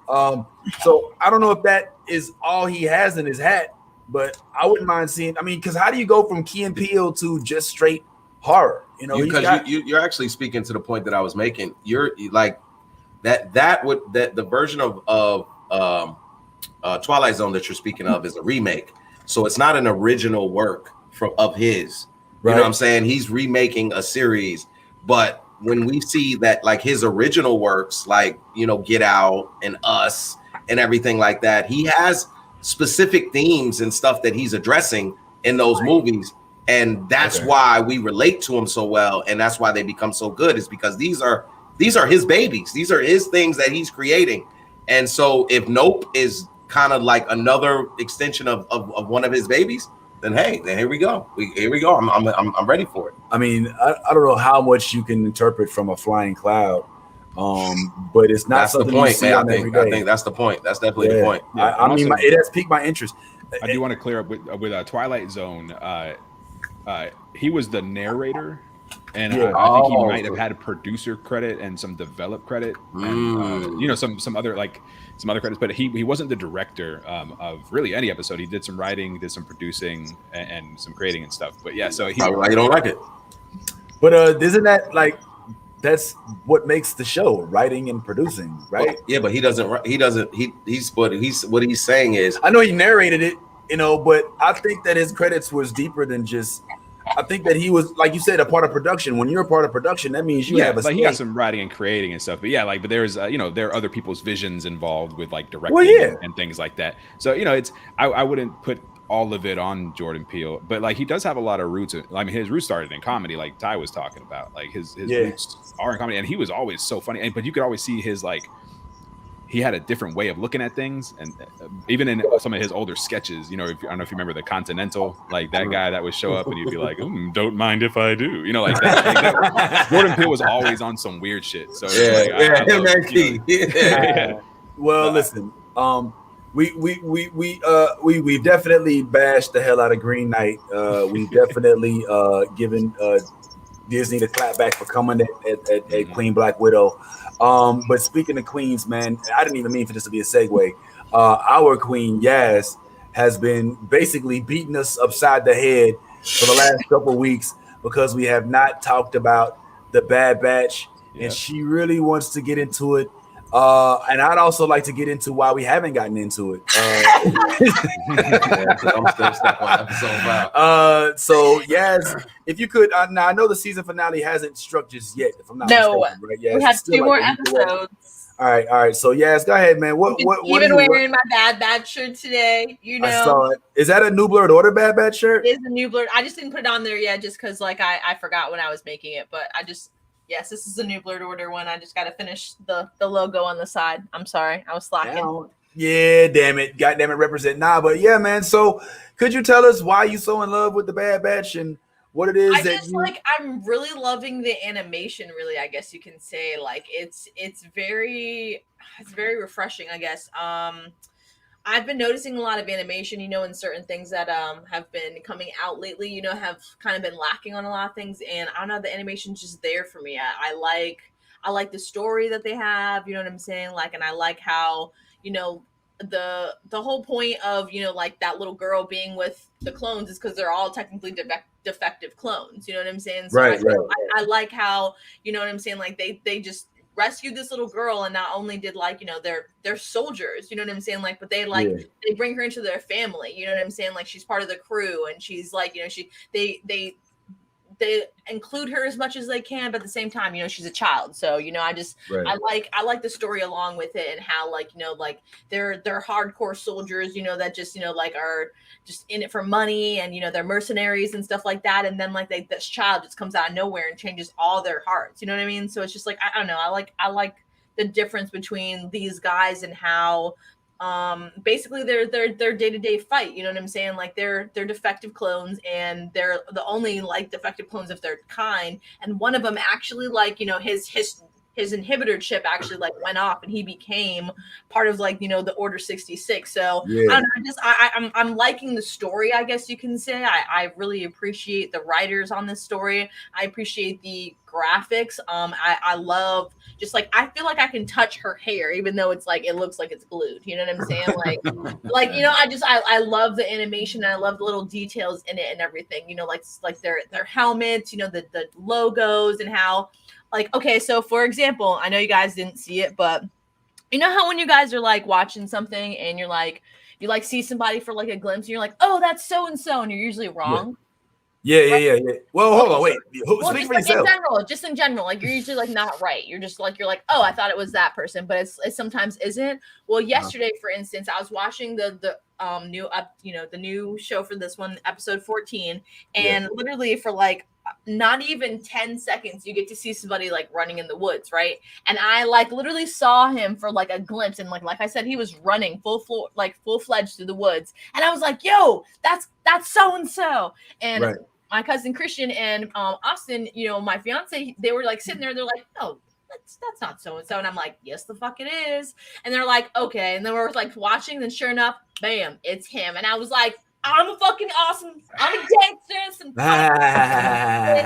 And like my cousin was like, yo, like for real, he's like, you called that shit. He was like, that's what's up, bro. He was like, you barely even saw them. Like, damn. And I was like, yeah. I was like, that's what's up. And he was just laughing. And I can't tell you who it was because you guys aren't, you know, caught up. And don't spoil it. Don't spoil it. And thanks for not spoiling it, man. But yeah, and it was just like super cool. But you know what I'm saying? Like, and I was like, hey, and then it turns out that he was a clone of the person who I knew he was, you know what I'm saying? I was like, hey, but I still called him, right? Hey, what's up? That's still like the main dude's body. What's up? Yeah, well, look, I share your excitement with Star Wars franchise projects. Okay. You know, and I'm not going to sit and say that the Bad Batch is bad, because it's not. It's not a bad show. It's a good show. It's entertaining. It's got a good plot, good script. It even has enough action. Dare I say there's humor in it. But for some reason, Tyrone, for some reason, it isn't captivating enough to binge. Like, I don't know what it is. Is it because this story with Omega feels a little familiar to maybe another story where maybe Yoda? Yeah, you know, maybe rescues Grogu, somebody of great utter importance that's a youngling, whose powers have yet to really truly be manifest. There's a bit of familiarity in this recycled plot line. Yes and no. Okay, so I see where you get that, and I 100% like, you know, like I see your point of view. I respect it. You know what I'm saying? But at the same point, I don't feel like that's exactly where they were going with the story. So and I'm gonna explain to you why. Okay, so with Grogu, okay, Grogu was the last of his kind, and we don't even know where the fuck he came from. We don't know where fucking Yoda came from, so we don't know really anything about that species to even begin with. So that's a whole different story right there. This little girl, I don't know what episode you guys are on, but I'm just gonna spoil it. She is Boba Fett. Yes, The original, I know. like she is the original Boba Fett clone. Well, like actually, let me correct you, Yaz. Let me correct you. She's Jango Fett. Thank you. That's what I meant. Jango Fett. Yeah, she's Jango Fett's like original clone. Like she's the only one that has the pure Jango Fett DNA inside her. So everybody else was made from her technically. Like they used her DNA to make everybody else, and they altered it. So she is technically not defective. There's nothing wrong with that little girl. She is actually like on the top tier of all of the like clones. You know what I'm saying? She's the first gen technically, because they used her to take his genes from in case he died. It's just like how Boba Fett was basically. You know what I'm saying? Those two were not altered. They were the perfect two specimens of Jango Fett, just to make sure if anything happened to him, they had his DNA to clone him. So that's the difference between the two, is like, you know, she is a clone and Grogu is just a creature that's just so happened to be a high commodity because he can do a lot of things that we don't even understand. And he's 50 years old and he's a baby still. You know what I'm saying? So it's like it's similar. Yes, I get the storyline because like he was rescued and, you know, by the Mandalorian, and now the Mandalorian's like the whole dad thing, but this is kind of different. Like she was accidentally rescued by them, and the Kaminoans, they tried to get her back, but one of them like deceived the prime minister to make sure that she stayed away. So their stories are a lot different, and I feel like if you watched it like from the beginning to the end, when it finally like, you know, airs, if you watch everything in order, you know, with Kiki, I'm sure everything will like be more. It will fall more into place and you'll actually enjoy it, because the storyline actually is really good. And like we actually get introduced to a lot of characters that we know about, but we have no beginning story to them. Yeah. Go ahead. No, I was just gonna say that I'm kind of in agreement with Vince. Yaz. I gather everything that you're saying, and I understand what you're saying. It's just he's right. It doesn't have that effect to grip you enough to keep you motivated to, because I don't mind binging stuff, and you know, like most of the series that I do, I just binge them and watch them all. But with this one, I've struggled. I'm on like episode 5 or 6, and like when I'm going down my list of things to watch, I always like jump over that one. Like I always jump over. I'll come back to it. You're still in like the dry area though, like. So that's what I'm saying. Like whenever these all air together, because you got to think about it, they're only 26 minutes long, not even. You know what I'm saying? You only get a couple, like 20 minutes of actual content. So how the fuck are we supposed to grab you and then hold you until next week? Like by the time you get to the end, hold on. The same way WandaVision did it. WandaVision was the same thing. It gripped you every week. Different though. You guys were bitching about it because it wasn't grabbing you in the first couple episodes when they were shorter, and then as it got a little bit longer, then you guys. That's not it. The first 2 episodes. I don't know why y'all still don't get this. We did not like the first 2 episodes because they were in black and white. It wasn't like. I remember that. Yeah, that's like so many times we say that, but y'all keep on with that extra. But anyway, I get what you're saying. Again, I want you to understand that I do. It's just that with this particular series, and granted, you like it, and I'm not saying it's bad. But that whole gripping me, just like keeping me there to stay for the 26 minutes, is the part that I'm having difficulties doing. Is I'll stay for the 26 minutes, I'll watch one, but then I don't want to watch another one right after it. I'm just like, all right, I watched one for today. Well, I think one of the things, and Tyrone, I don't know if you're watching it or not, but I think one of the things is that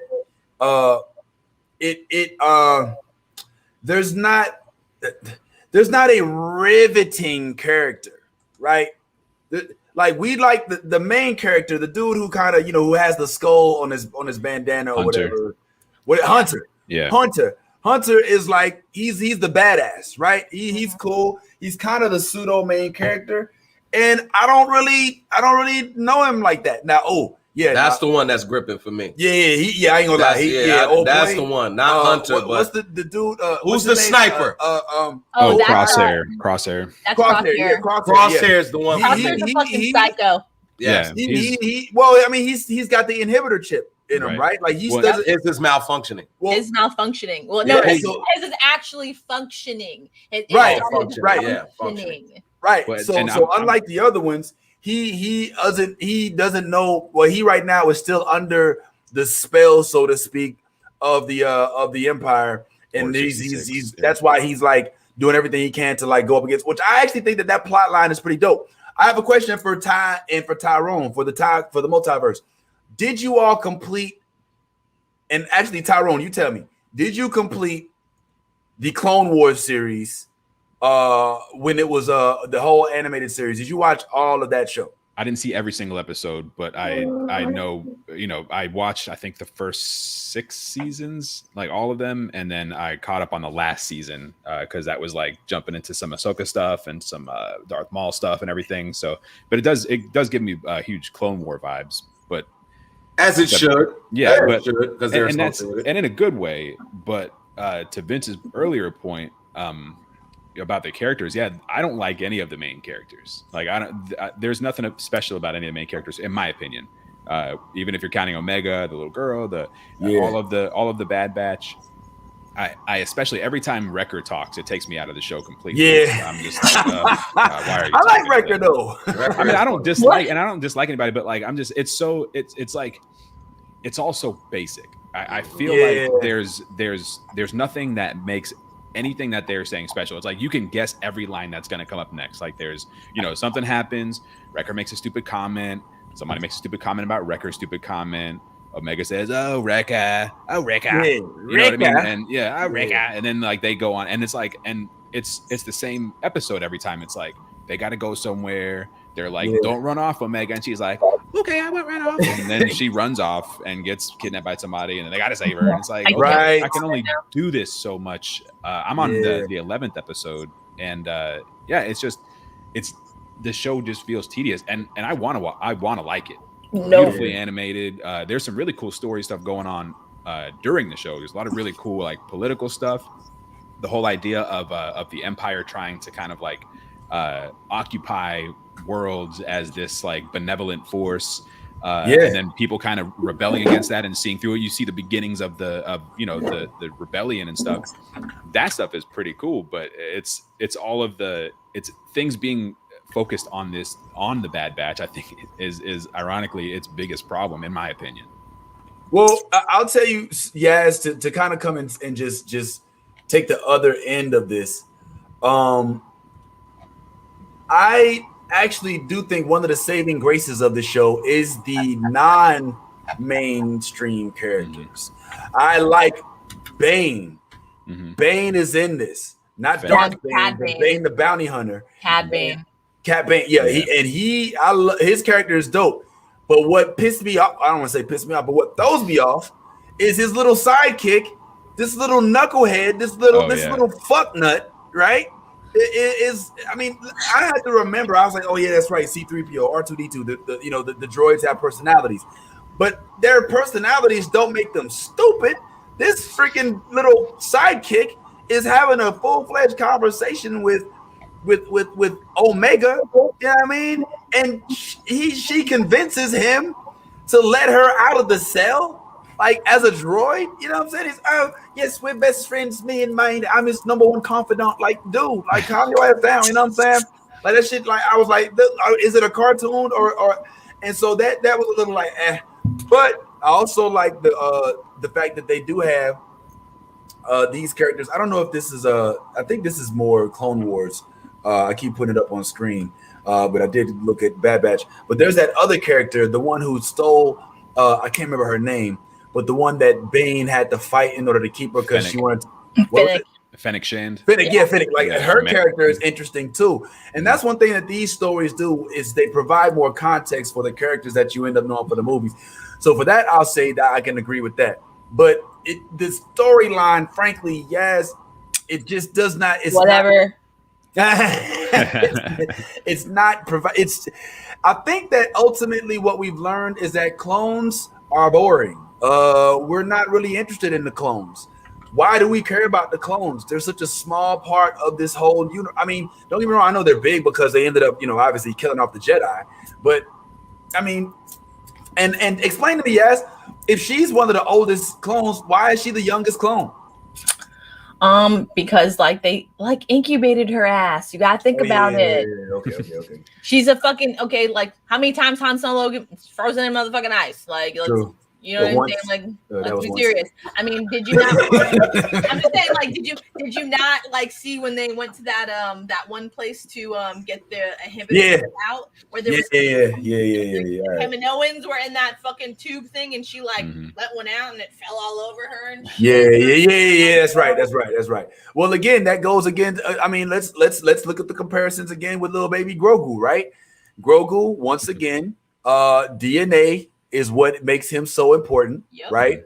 Once again, has some sort of overwhelmingly unknown, unforeseen power that we have yet to tap fully into. What are you talking about? We know his power. Well, I mean, his power is ultimate cuteness. we know that I mean, let's just look at that face. I mean, first of all, if you can't watch 30 to 26 minutes of that, then I don't know what is going on in your life, but you need to change some serious things because that dude is just too cute, man. Yeah, Grogu definitely has stolen and somehow doesn't speak but has more personality than anybody. Right.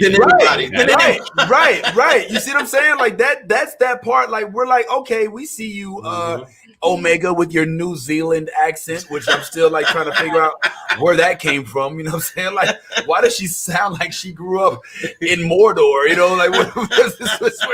What part of the Shire is she from? Like, I mean, oh my god. Well, that's them. I don't know if the actress is from there or not, but I mean, obviously they all try to. I have a picture of the actress. I'll go ahead, but continue. I'm sorry. Yeah, I don't know if she's from the area, but I mean, they all try to, they all tried to mimic the accent of the actor who played Boba Fett because he's Maori and stuff, and that's so they have to kind of stick to that to stay in canon. Yeah, that makes sense. And I think Maori. In real life, like he's Maori, like he's one of the island nations of the indigenous island nations of New Zealand or Australia or one of those things. Who are you talking about? Yeah, that's true. The actor who played Boba Fett. Fett. Kind of he's this dude, my man. Well, because he's the first introduction to this character, and therefore the clones that were made from him and his father and all that makes stuff. Sense now. They all kind of have to sound like him. Even though whether or not accents get passed through DNA is a whole other thing. But that's what they're going for there. So I don't know if this actress is actually from there or not, but her accent is strong, and it's it's one of the least of the issues for me, but she's just kind of like a little nightmare. Are you is this why you don't want you don't want kids right now? Omega. I mean, if somebody was like, you might have a little Omega, I'd be like, okay, give me the snip. Oh my god! Wow. Okay, so newsflash. So I just showed Ty the picture of who the artist, the character who plays her voice, and Ty is about to go binge the show right now. He has new interest in the show for whatever reason. If you can look at his face, she looks like my baby off of Lovecraft. Remember? Oh yeah. What's her name? The Jamie Chung.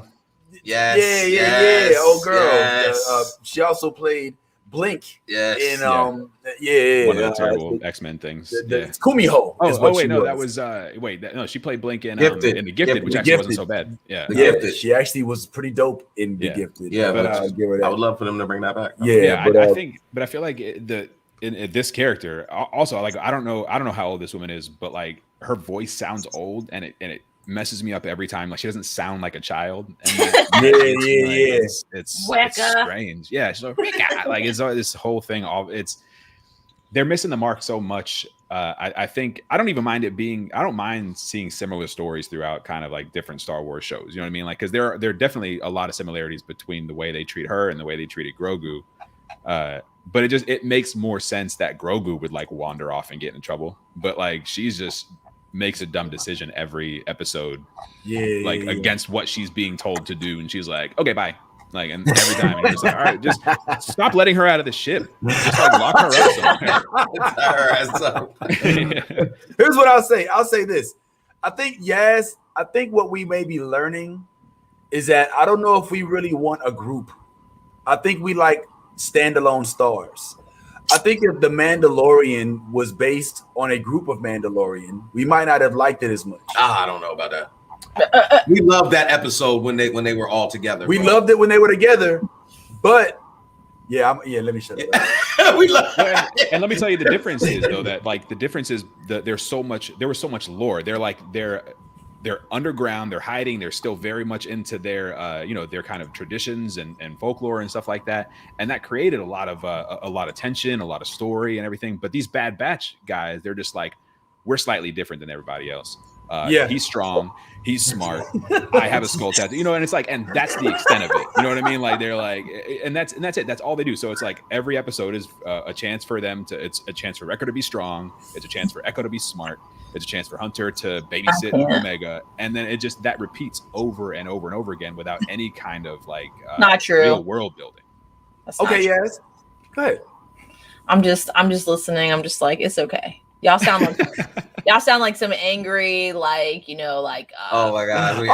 Star Wars fans right now. Like, whoa, wow. The hate is real. Well, you know what? Let me go ahead and add to that hate. I'm going to add to that hate. So you can really hate me too right now. I'm about to really add to that hate. So one of the things that you stated earlier was that visually, this is like, for you, one of the more the more detailed animations. And I would disagree. From the standpoint of like compared to what has been coming out, and what with the Bad Batch for me is just piggybacking off of the success of Mandalorian, which I'm not mad at that because you're supposed to as a franchise. Right. But when I look at this from the filter and the animation side, there are way better visual animations coming out now than what I see on the Bad Batch. I can give you an example of right now. Go ahead. Have you ever watched Troll Hunters? Yeah. Oh yeah. Okay. Visually, Troll Hunters like kills this. Like visually. Now I'm not talking about storyline. I'm not talking about all of that kind of stuff that goes along with Troll Hunters. But if you ever get a chance to go on Netflix and watch Troll Hunters, when you want to talk about visual, like real detailed, very, very crisp, visualizations, great visual content for the Troll Hunters series, because it's like three different universes all combined. So into Troll Hunters. But not just that, but to just all like even the He-Man series. The He-Man series that just came out. But Kevin Scott is the animation wise, the writer. Animation? Like Kevin Smith is no, I'm not talking about storyline. I'm just talking about visual animation. I don't know. Right, you got to see it if you haven't seen it. He's the producer and the writer. Kevin Smith is. So think about that. Like it's Silent Bob. Like, let's be serious. He's gonna give us what we want. He's a fucking true fan. Like, I mean, that's who is Kevin Smith. For this show for He-Man.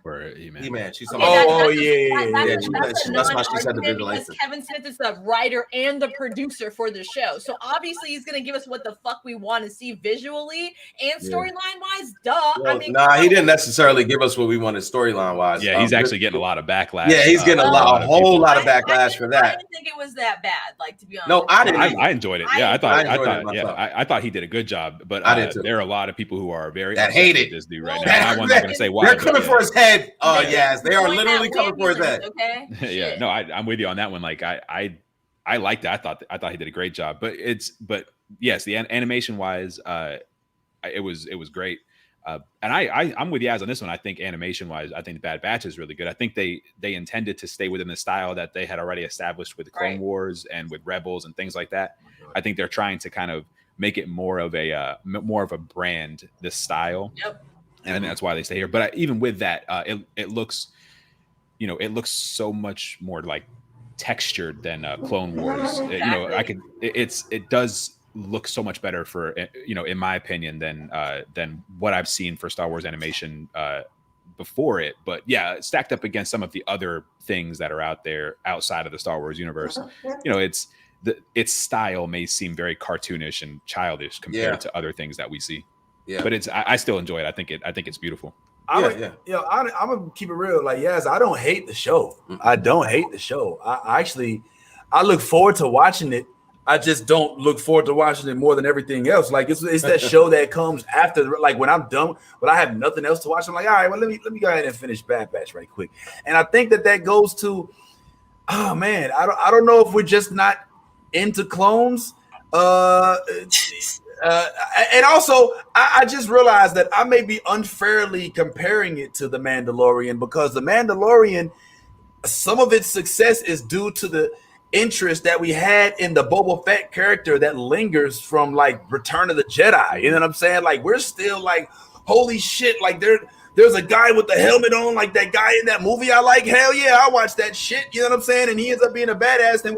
But nobody was asking for a clone movie. Nobody was asking for a group of deformed clones or nobody really, so I think that the demand wasn't there, which makes it a little less intriguing, which just doesn't really make me want to jump to watch it.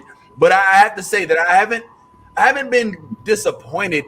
I just haven't been as excited about these shows. But they are informative. It is kind of like reading the books a little bit, you know what I'm saying? Where they can tap into different universes, give you different characters. Yeah. So for that part, I do enjoy it.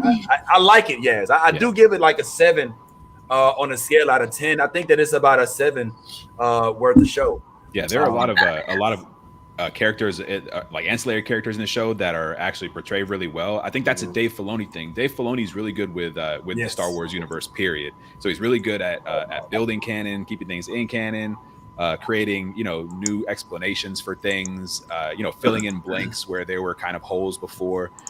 Dave Filoni's really good at that stuff. I think what they need, I think what Mandalorian has that this doesn't.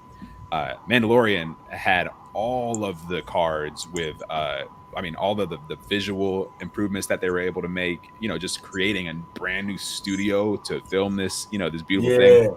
The directors that they used, Jon Favreau's over there, with Dave Filoni. So we get all the good Star Wars stuff, but then we also have a producer who is like, very proven. What he's going to give us, any of the story elements that Dave Filoni's not able to fill in. Jon Favreau's there to help him out of Mandalorian. So, I think there's just some of those elements are missing from the Bad Batch. I wish they weren't. I'd love to be excited about it. But there's just a lot of places where I think it's lacking. But still, I'll watch it and I'll still finish it. And, I'm not gonna hate it.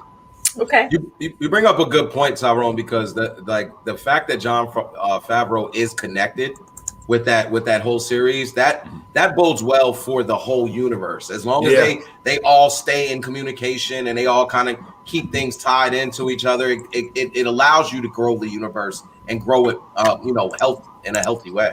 Yeah. And this is Dave Filoni's, I think, first. He was big on Clone Wars. He was a big part of Clone Wars. But I don't know if he was doing Clone Wars by himself, and I think he's the only producer on this one. And it just might be him, kind of growing and stretching his legs a little bit. You know what I mean? Because I think Dave Filoni's got a lot of talent. I think he's very valuable to the Star Wars universe. So I don't want to see, I don't want to. I'm not saying, we need to get rid of this person who's doing this. No, not by any means. I think he's definitely necessary. But hopefully, he grows into somebody who can fill in more of the story elements that keep you engaged in that kind of thing, instead of just relying on, kind of little gimmicks and stuff like that.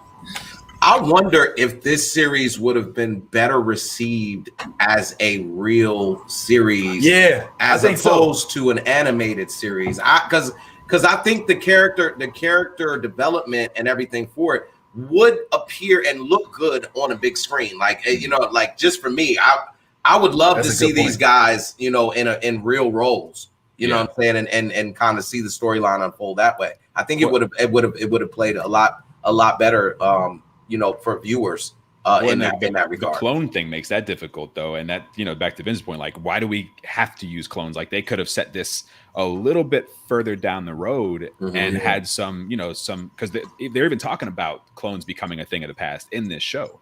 So why not, you know, talk about some of the new stormtroopers that are coming up and what's going on in their heads, and like people who are, you know, trying to defect, or, you know, they don't want to be a part of it. You know, they're, like you said, if they did a live show, they could have done a live Bad Batch show with stormtroopers who were like, I'm not trying to be a part of this shit.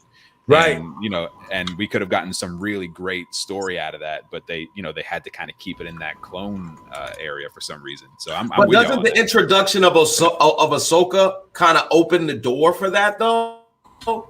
Doesn't the introduction, because now that we've seen her on big screen now, doesn't that kind of open the door to bring in live Clone War stuff or live Bad Batch stuff? Because now you've actually brought in someone who we encountered because of Clone Wars.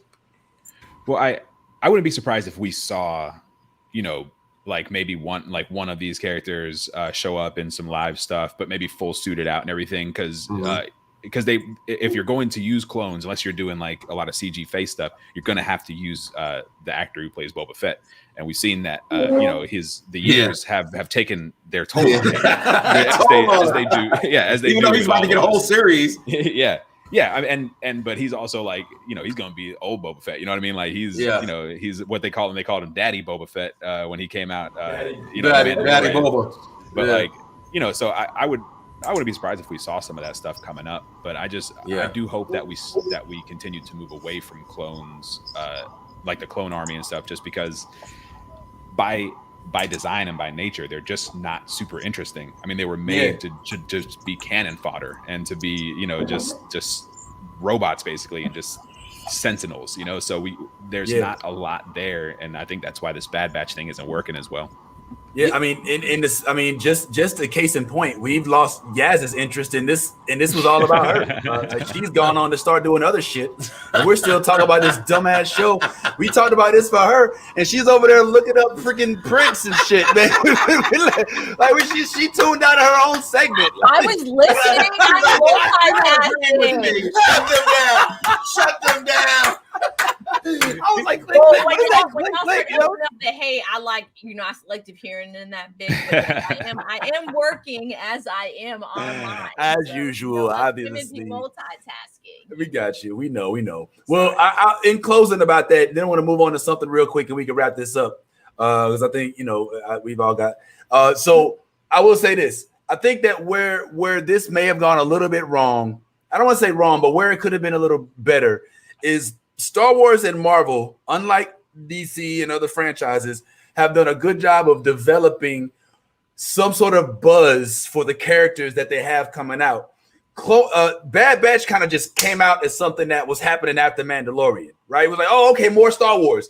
But there wasn't anything intriguing necessarily about the characters that we knew that made us want it more. When you saw Mandalorian, it was teased for so long. It was like, oh shit, it's the guy. Is it Boba Fett? Is it? We don't know. When we saw that that they were coming out with a new version of Rey Skywalker and all this other stuff for the new movies, we're like, oh, okay, there's this chick, you know, it's built on the Force, blah, blah, blah. But when it came to these clones, we didn't have any lead-in. You know what I'm saying? We weren't asking for, nor were we introduced to, nor did we have an appetite for at the time. And this was kind of experimental. I think that had they given us even one clone character in the Mandalorian series for these to be based on, even though I know you can say, well, Boba Fett, yeah, obviously, well, yeah, I mean, he wasn't in it. I mean, he was in it, but it didn't relate to this. If there was any continuity, as there tends to be with the Marvel series, I think that they could have had more interest in this show. Since there wasn't that, and it was just kind of thrown in as another Star Wars series that us as Star Wars fans are watching obligationally, then we probably would have had a little bit more interest in it. But I think that may, but now I think it does have staying power. I do predict there will be a season 2. I do predict that they'll wisen up when it comes to expanding this universe to make it more palatable for us. But for right now, I think we're just still like, who the fuck why do I give a shit about these folks? You know what I'm saying? And until we, get on board, because frankly, Yaz, I think that the revelation that this was Boba Fett's sister, basically, which is basically what it is. I mean, I guess there's Alpha and Omega. Boba Fett was the first one, the first clone of Jango, and then this was the second. So these are the only 2 pure blood Jango Fett clones. Yeah. So that was supposed to be like the did you hear that? Omega's actually, it's like, all right. Once they said it, I was like, okay, all right, that's kind of cool. All right, you know what I'm saying? But it wasn't like, I can't believe it. That's his father. It just didn't really, So well, you know what? Now that you mention that, because timing is everything, this could actually play into what you were just talking about, because the book of Boba is the next series that I assume is coming out. For the Star Wars universe. And if in that series they divulge that he does have a sibling, and then they decide to come with season 2, it ties in. So then what you were talking about, kiss your asses will be intrigued then. Then you'll be intrigued then. So maybe this was the introduction of Omega to the book of Boba. And then when we get to the book of Boba, they speak on Omega. Now we know who the hell Omega is. But we're not like, who is this bitch? If we don't, we go back and do what Yaz wants us to do and binge Bad Batch. And now we like, oh, this is Omega. Yo, I love this show. Mind blown. Brain explosion. You're like, I fucking told y'all. We'll know it's Omega if he's like, all right, I'm gonna go get some tea. I'll be right back. Don't move. And she's like, bye. And just runs off. Like we'll know for sure it's Omega. All right. Well, either way, I hope it gets better. In that scenario, I'm here for it. That would make. How dope would it be if the book of Boba Fett, we meet a grown-up Omega? That would make a lot of sense. It could be a possibility. This could be low key just spearheading and filling in a hole that hasn't even been. There's a lot of innuendo in that. Sir, pause. We're gonna move on. But if we do get to see a live action version of that like bow that she uses, I'm down for that. I think. Oh hell yeah, that is dope. Absolutely. Even though I still do wonder how she picks up that stuff, because it's not like these clones are. I mean, she's not one of the ones that went through all that war training, right? So I mean, they did go through how it was hard for her, but then she did pick it up pretty quick, But remember, she's a clone, and she's a clone of Boba Fett from when he was an adult, so he already knew all that kind of stuff. So you got to think about it like it's like muscle memory. Oh, okay. You know what I'm saying? It's like she doesn't understand how she can do all this stuff and how she's able to, like Hunter and them are still trying to figure out why she's so good at being strategic, and it's because she's a fucking clone of an adult. You know what I'm saying? She's got all this muscle memory, all this knowledge, she's got all this stuff that she doesn't even know that she has, basically, untapped. You know what I'm saying? So you gotta think about that. I am starting to really love the idea of a live action version of this show. I think that better. And as far as the clone aspect, let's be real, they don't look like the motherfucker now. You know what I'm saying? They all look different now. You could always just, you know what I'm saying? Remember, one of the premises of this is that they were all deformed, or they were separated, with a little bit chromosomally or something like that. So they can look a little different and still be clones. You know what I'm saying? All of these motherfuckers look different. You know what I'm saying? So I don't think that really would change anything. And they killing kids and women and kids on this show too, by the way. Yeah. So that's what I'm like, shit. A live action version of this would have been that shit would have conveyed, would translated way more, way better to viewers when you're killing kids and women and kids and stuff on, so because that scene I think is really kind of overlooked when he caught the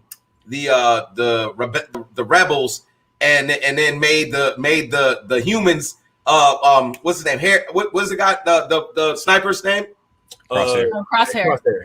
When Crosshair had the 4 human elite soldiers, and he made them kill it. He was like, nah, like he shot and killed the other dude. Was like, yeah. They was like, okay, well, we better do some killing for Yeah, you know.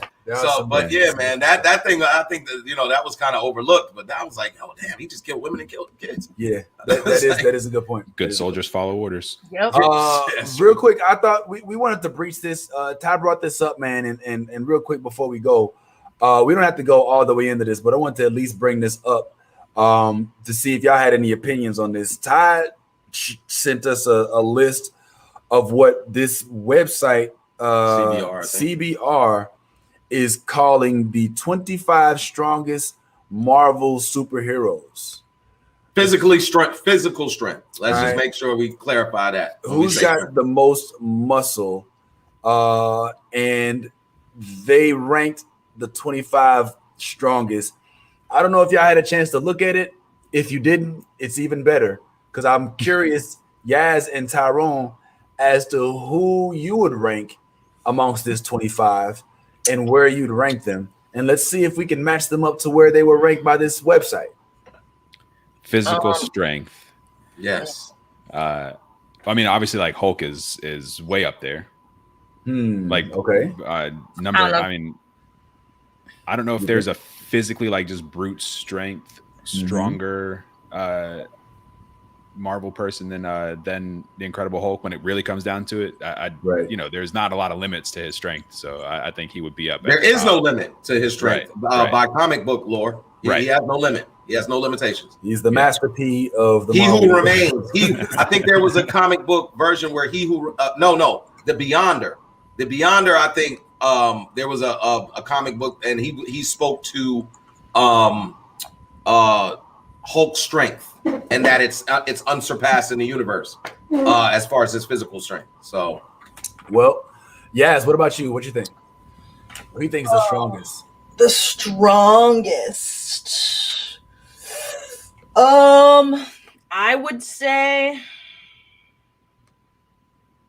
the Scarlet Witch, only because like physical strength. Physical strength. Okay. Think fist fight. We will have that discussion as well. Physical strength, I would say like probably Superman, because that motherfucker That's is DC. the Marvel universe. DC. Okay, so we're still sticking to Marvel. He's like, I think maybe it'll be Rey Skywalker. She's like the strongest. Stupid. No, you still said Ultron. Ultron's not that strong. He's just smart. Stop your shit. Stop your shit. Thanos. Bucket. Okay. All right. Thanos did have some hands. He did have some hands. I mean, he don't have a head anymore, but he did have hands. Crush Loki, Yeah, he did. That was pretty ugly. So here's what evidently they started. Let's just go down this list. And some of these I'm a little surprised. Some of them I've never even heard of. And you might be like, oh, all right. I never thought about that, but that makes perfect sense. Okay. So Marvel's strongest superheroes, they rate as number 25 Captain America. What?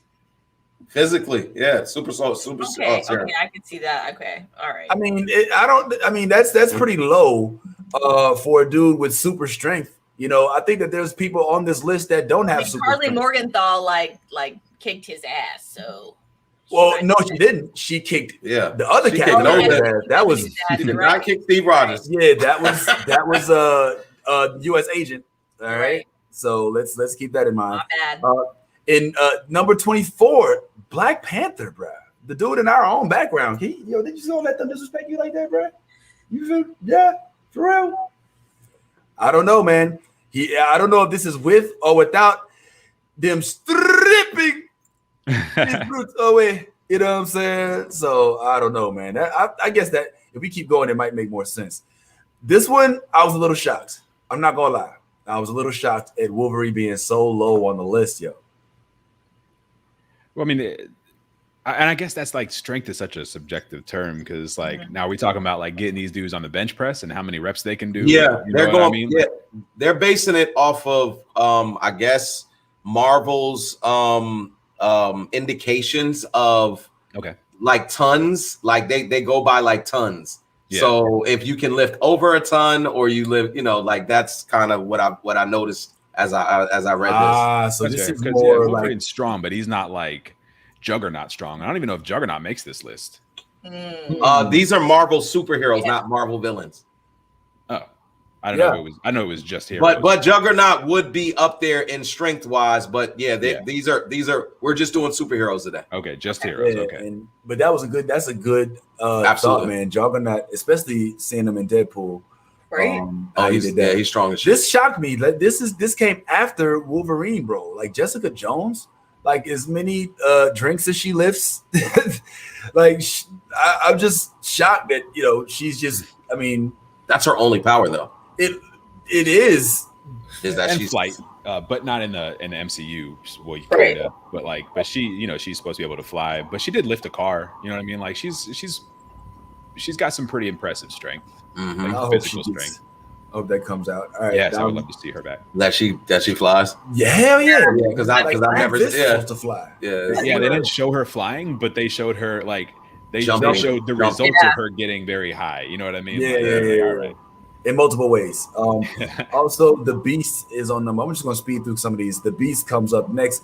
Spider-Man is stronger than Jessica Jones, Wolverine, and Black Panther. As a Spider-Man fan, I'm still a little shocked at that. Yeah, it's kind of crazy. I don't know, but I know spiders aren't as strong as Wolverines.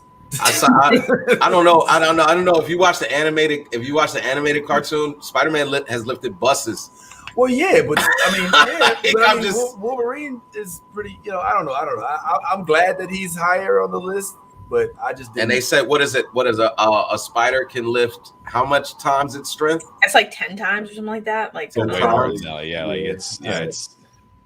so yeah. Fair enough. Luke Cage is stronger than Black Panther. His Luke Cage's real name is Power Man. Yeah, Power Man. I see where that's on the screen. Drax from Guardians of the Galaxy. That's funny. 18, strong guy. Doesn't have the brain to make up for it, but look at this Vision. That's not surprising. All right, that's not surprising at all. Well, I thought Vision. I didn't know that his was all physical strength. He lifted up Milner. I know. Yeah, I was gonna say that's not a strength thing. That's a worthy thing. Yeah, right? it's a worthy thing. That's true. But I think strength has something to do with it as well. No, I don't think so. Then Hulk would have been lifted it up, right? I mean, the strongest person on this list should also be able to lift Millionaire, right? If that's the case. I mean, didn't he budget? No, Hulk. Hulk didn't budget. Yeah, it was Captain America that made him sweat. Oh, that was it was all because of that worthiness. You know what I'm saying? Yeah. Groot, I'm shocked to learn is number 16 on this list. Well, that's grown Groot. That's good, not baby Groot. America Chavez. Are you all familiar with America Chavez? Yeah, she's the newer Captain America. Yeah, she's got multiple powers too. Yeah, that makes sense. I don't know, but I guess I don't know if in lore if she's stronger. The Vision thing is going to be tough because it's like, is Groot stronger than Vision? Is Chavez stronger than Vision? Like that's where I'm like, oh man, because Vision's strong. Yeah. Like they give explanations under each person as to why they consider them stronger, and then they start using that metric of tons. So like based on can they lift a ton or 2 tons or 3, whatever the case may be. Okay. This one I've never heard of him before. Captain Britain, who could be almost any of the Marvel actual characters played by their British counterparts. I don't know who he is. I don't either. But he's. I've seen him in comics. I haven't read up on him. Is he like the Red Guardian but for British? Oh, yeah, it's like another one of those. I don't know. He's stronger than Spider-Man. Super soldier serum though. And for that, fuck you for being stronger than. Yeah, what does Captain Britain get his strength? Did he take a super serum? Well, it says that he's got a suit, a conduit of interdimensional energy, which results in super speed, superhuman debility, flight, and super strength. So this motherfucker ain't strong. His costume. It says his powers are not part of his body and are the result of a costume being in a conduit for interdimensional energy. So he ain't got no powers other than his costume. It's just his costume. He's Batman. So you take that costume off. He's Vince. Where I gotta get thrown under the bus. You know what I'm saying? That's you can lift 90 tons with that costume on the way. There's another purple costume. Shit. No. Yeah, 90 tons. Speaking of costumes, Iron Man, I guess the costume is a part of their superhero identity. So we could also say the Iron Man is definitely strong. My argument with this list would be like, all right, why is it okay that like we judge Iron Man as strong because of his armor, but we don't judge Scarlet Witch as strong because of her magic? You know what I mean? Well, because she's using magic. Yeah, she's using magic. Right, but he's using technology. Thank you. Well, but the difference. Yeah, keep going. Well, I was gonna say. All right. Well, look, it's physical contact, physical strength. Yeah. Like we're talking about, like Scarlet Witch may be able to lift the building, but she don't even have to touch it. You know what I'm saying? Which I guess you could say makes her stronger. But I think that they're looking at physical brute strength, which is what Ty says. Yeah, and which only Iron Man's suit has, and he doesn't have. It's their own, like it's their own subjective, nature. It kind of skews his list in weird ways. Yeah. Oh shit, Ant-Man is stronger than Iron Man. Okay, that giant version of a giant version. Oh, well, the big. Yeah. Okay. Yeah. Also, as he gets smaller, his strength grows. It's more mighty. Yeah. Because again, we're going about the ants and the spider thing. Ants can lift 100 times. What is it? 100 times their body weight or strength or some shit. Colossus, I can understand that. I mean, absolutely. He's completely made out of steel. You can't beat that. He's strong. Captain Marvel, okay, we don't even have to argue that either. We know that. That's actually surprising. He was going to be one of my. This one is, and I'm glad he's about to talk about the person. This guy Namor. Why the fuck do we not have Namor in the MCU yet? Well, wasn't there in Captain Marvel series? Wasn't there? There's no hints or no references. There have been supposed hints to his existence. They talked about underwater earthquakes near Africa, and they talked about the Wakandans dealing with it. And Namor and the Wakandans do have a lot of history, so it's thought that Namor is going to show up in Black Panther 2. That's the rumor. I would love the expectation, because he is nothing to fucking play with, for real. Right. For real. Yeah, I thought that there was some references to him in the Captain Marvel series, especially, but. You might be right, but hey, this just gives us even more to look forward to as we progress. But it's kind of weird to put somebody whose strength is underwater on the list of Well. Just to touch on that, they said that underwater his strength is unrivaled. Outside of water, he still has that super strength. The super strength. So, All right. All right. Let's get through. Oh, well, I'm actually very, very. I think that Rogue, she got a really good introduction in the very first X-Men release, but I don't think that we've been given the full comic book Rogue that we want to see. The Rogue that flies, the Rogue that'll knock the fuck out of you, that'll hit you upside your chin, the Rogue that can battle and just decapitate a Sentinel. I want to see like this Rogue with the hair. You want the animated version? Yeah. I'll take the Rogue from the X-Men cartoon with the Southern accent and that sugar. You know what I'm saying? I want to see that Rogue on the big screen too. Well, she got her powers, the ones that give her strength. In Captain Marvel, that was the way they went in the animated series, that she got them from Captain Marvel. Well, based on what they said in the comic book, she got the powers of strength and flight from Wonder Man. Okay. Well, hello. So let's speed through these other few. Oh wow, thing is up here. All right, no debate on that. Wonder Man. Okay, yeah. We can. Wonder Man. Ionic energy. Nova. Whoa. Yeah, I'd like to see Nova in the MCU. That's coming. He's coming, right? It's supposed to be a series, right? That's I think he's getting his own movie. In Love and Thunder. We may see an introduction to some Nova here. That'd be cool. You know what I'm saying? I mean, probably as an obscure character to start. I'm not gonna lie. I wish they'd leave us the fuck alone with Hercules and the Greek gods, man. I'm really? Over it. Yeah, I mean, you don't want to see Henry Cavill play Hercules? No, because that could be good. Be a thing. That could very much be a thing. I would honestly say I'm over Hercules. All right. I think the only Hercules I want to see is from the Nutty Professor. When his mom was like, Hercules. Oh my God. D. Russo would be sad to hear you say this, because he was talking about that's his dream Marvel character. Yeah, he wanted to be Hercules. You're trying to say that you don't want him to get his dream of playing Hercules. Yeah, he said it on our show. I'm messing with you. But he did say Hercules was his dream character. Well, I mean, let's talk about it. In the Justice League Snyder cut, wasn't there wasn't Odin or No. Zeus, excuse me, Zeus was in that series, Yeah, right? Not Hercules. So we have crossover from them trying to both capitalize on these old Greek gods.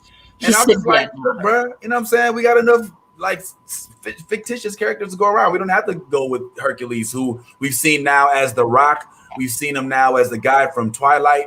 You know, we've seen him as Disney characters. We've seen enough Hercules, you know. But Hercules is actually very, very powerful in the comic book universe. Like, he's extremely powerful. And one of the things that they said in that article is his power is what they call raw strength, raw power. Like, he's got raw strength. Like, that's his power. It's like he's, matter of fact, like something like that. I think it said in the article, right? Yeah, he's got raw strength. But the problem is he's also a demigod, right? So how can you call that raw strength when half of your power comes from celestial beings? So I think there's a flaw in that. But anyway, I digress because we run out of time. Okay. Sentry. Oh, you got to tell me about this one. I have no idea who that is. Anybody? Maybe Tyrone. I never knew who Sentry was. He's a dark He's Superman. clearly powerful as fuck. Yeah. Well, I thought this was. Where's he come from? It says he's a dark answer to Superman. Now, this isn't the guy. Is this the? He says he's within the void. What's his hair care routine? I mean, look at that. The same as Austin's. He don't use shampoo. He just conditions. He uses just for me. That's his superpower. He said, "What's his hair care routine?" Because ties. Yo, I get a lot of when I see him. I get a lot of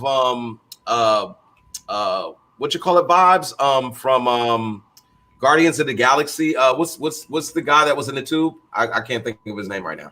What? Oh, the Collector? No. At the guy that they were like actually making in the tube.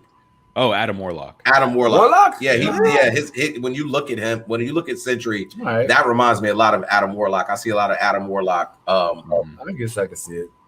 Since he's there. I'm not too up on Sentry. Thor, all right, no argument here. I mean, you'd get an argument from Thor. Thor, you definitely get an argument from Thor. I'm number two. I'm number two. Clearly, the people who wrote this have a sense of humor. All right, so drum roll. Who is our most powerful? I think we know who it is. Yeah. So, thank you, Tyrone, for spoiling it from the very beginning. I just gave my opinion. Which happened to be right. But it makes sense. It does make sense. Absolutely. Oh, we've gone too far. As the show makes sense. And I think, listen, we've gone way over time. Or not really compared to how we're right. We're doing all right. But yeah, man, listen, a lot of cool stuff coming up. As last week, we thank you, Tyrone, putting us on the Comedy Hub. For those of us new to us watching this in the morning, even though it's 3 hours time difference on the West Coast. Appreciate y'all, man, and welcome to the Blerd Gang. We are going to be at MegaCon in the next couple of weeks. We are gearing up. You see that logo behind Yaz? That is our logo, at least one of them.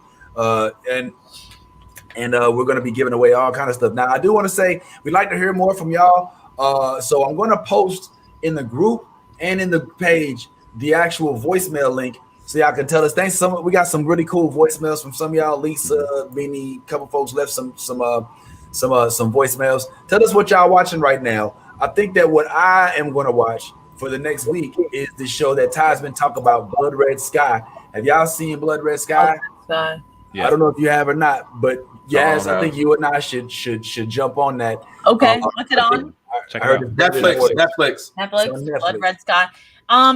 Is that one where the lady's a vampire? Yeah. Okay. I saw the trailer for it and I saw her face and I was like, that's an ugly ass bitch. And I was like, oh my God.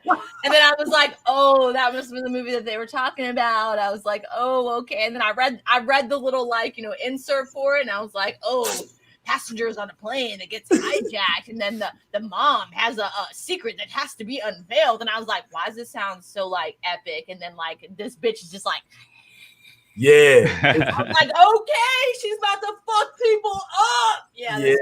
It's like if Passenger 57 was starring Blade instead of Wesley Snipes, right? Like that's what the fuck I want to see. You know what I mean? Yeah. So I'm gonna check that out. Scary as fuck. I will say that I did end up finishing Black Summer season 2. Oh, not me. Oh, I haven't finished And that. I loved it. Now I know my word don't mean shit now. I'm like 0 for 2, you know, with Green Knight and Mortal. So I know I gotta dig myself out of a hole. Don't look at me like that. I do. I gotta look at myself out of a hole. But I ain't gonna lie, like Black Summer's good though. Black Summer, the first 2 episodes, I was like, what the fuck? But then what I had to do was I had to go back and watch the last episode of the first season to remember who the characters were. Yeah. Because they changed, their images changed. Some of their images changed so much that I didn't even recognize them in the second season. But if you watch the last episode of Black Summer and then go right into the whole new season, bro, it's Walking Dead meets 28 Days Later is the best way I can put it. You know what I'm saying? Yeah. In terms, and I know Yaz loves zombies. And just FYI, it seems as though the most dangerous person in an apocalypse or in an event like that are middle-aged white women. If you come across a middle-aged white woman in the apocalypse, run, bitch. Run. You thought Karen, especially if she has her child. Especially if she has a child with her. Run. Do not try to help them. Do not yell. Don't play with it. Don't feed the animals. Run. Run. Because it is run. I'm gonna check that out, and we'll probably check a couple other things, man. We got a lot of things coming up too. For those who I've been on since we're on the movie suggestion kick, for those who've been watching Manifest on Netflix and are very upset, just like I am. Okay, if you have Hulu, season 3 is on Hulu. You're welcome. Oh, okay. Oh, okay, cool. Oh, I didn't know that Manifest. I didn't either, and then I was on Hulu the other day because I was like, damn, I need to watch something new, and I was like scrolling through, and I was like, that motherfucker. They just put this shit on there, so it's in. You have to search for it, or it's in like the new shows that came out or whatever. Because it's not just gonna pop up. It's like you have to search for it or like look through something. But just type in Manifest and see. It has all season 3. It doesn't even have the first or second on there. It just has all season 3, and it came out in April. Apparently, is what it says on Hulu. So we'll see. Maybe next April we'll get another season, or they'll release the 4th season or whatever. But at least you guys know. It's not over. Manifest season 3. I've already got I think 1 or 2 episodes in, and I'm like, oh shit! So that's a Hulu original. So Manifest is a Hulu original. It was a Fox AMC show, I think. It's on. I think it's on. It was AMC. a Fox show. It was a network television show. Yeah. I was about to say a network television show, and that's why you can watch it on Hulu because Hulu has all the subscriptions to that shit. Right. It has been canceled. That's why I you said it has been. Yes, it is. It has officially been canceled. There's this whole big push to try to save it or whatever, but it's officially canceled by the network. Whether or not we will get a season from one of the streaming services is still, it's one of those things where it's like the fans hope for it, the actors hope for it, but we'll see, that kind of a thing. But as of now, it's canceled. Well, just in case anybody was wondering, Marvel did release Hawkeye will be out in November. Yeah, November 24th. I posted into the group. Yeah, it'll be out in November. And on our page, if you missed that one, yeah, it was a meme post. The follow-up series. Yeah, for Marvel. So that's gonna ride the Black Widow wave. I don't know. Will it make it on there, or will Jeremy Renner sue because they released it into the theaters at the same time? We're gonna have something to talk about next week because on August 6th, the new Suicide Squad movie is gonna be dropping. So next week we will have something to talk about on Saturday. So guys, Friday, get your fucking watch on because Saturday we're digging in. Well, guess what? We don't have to go to the movies to watch that one. We don't. I will still be going to the movies. I'm gonna make this AMC premiere subscription work. Look, I'm not paying $20 a month for nothing. So I will be at that bitch. But we also have Shang-Chi coming up, I think, in August, correct? September. What If drops in 2 weeks, if I'm not mistaken. August 11th. And then The Venom, if I'm not mistaken, comes out the following month in September. If I'm not mistaken, is that correct? I believe. Venom I don't remember what date it was yet. I have to like go and look that up still, but I think. Do we have a Stranger Things release date?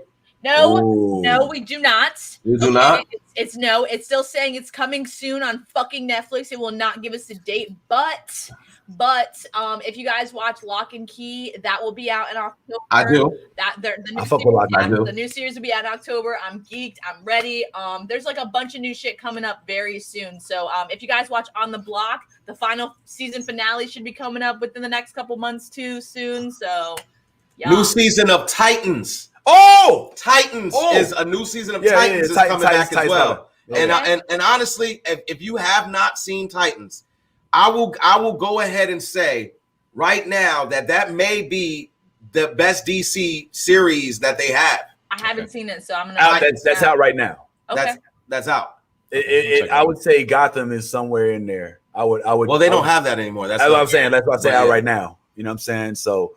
But yeah, but Titans definitely close. Especially, I love what they've done with the Starfire. Starfire. I like how they kind of they tweaked her, but I like how they're doing the Nightwing series and how they're bringing in the new Robins. The new Robin. Yeah. They got a Black Robin. Yeah, Black Robin's coming. Right. Black Batman's coming, and next week maybe we'll delve into more Black Superman. But for this week, man, let's go ahead and get up out of here, man. Anything on the way out? Anybody don't let me quander? Anybody? I don't know. Ty's probably going to be on a live Zoom comedy show pretty soon. Something I don't know. No, or is he too busy moving? I haven't been thinking about doing comedy shows.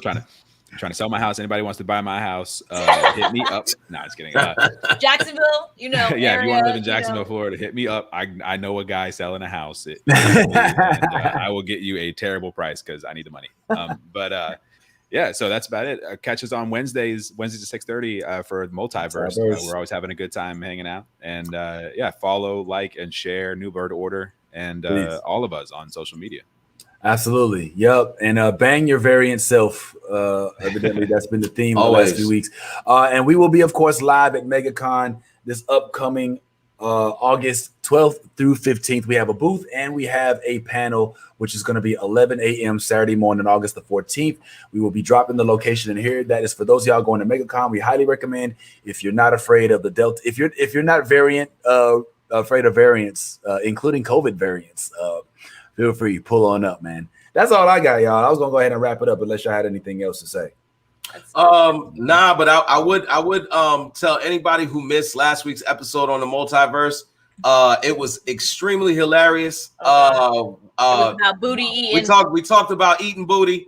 And it was an entertaining conversation and informative, as we like to be on multiverse. So if you by chance missed that episode, it is available on our YouTube channel, Multiverse. Go check it out, subscribe, share it, all of that good stuff. Have fun with it. We got some information drops about Tyrone that week. So go ahead and check that out. And tune in. All right, and let me see if I can do this like this, and I can make this kind of cool. All right. Hey, I did it. Well, as for me, can you hear me? Or you can't hear me? Yes, awesome. All right, I'm using the other mic. I'm gonna, you know what? I tried to be fancy. I think I got froze. You did. All right. You did. Hey, look, right. You got froze looking up where Cat was looking at. No, Cat was looking up. You were like, what you looking at? What's up, man? Anyway, man, before I fall asleep in this movie theater, let me go ahead and just say, as all things, man, be your authentic self. If you're not being yourself, you're being fake. And if you're a geek, go ahead and let that geek flag fly. Dude. Fighter 2, I just really hate Zangief, only Ken and Ra. I find it hard to be blank. I keep a wee ninja hanging and an uncle album banging. If you negative in energy, then stay out the vicinity. Yeah, them niggas over there. Yeah, now look at what I wear.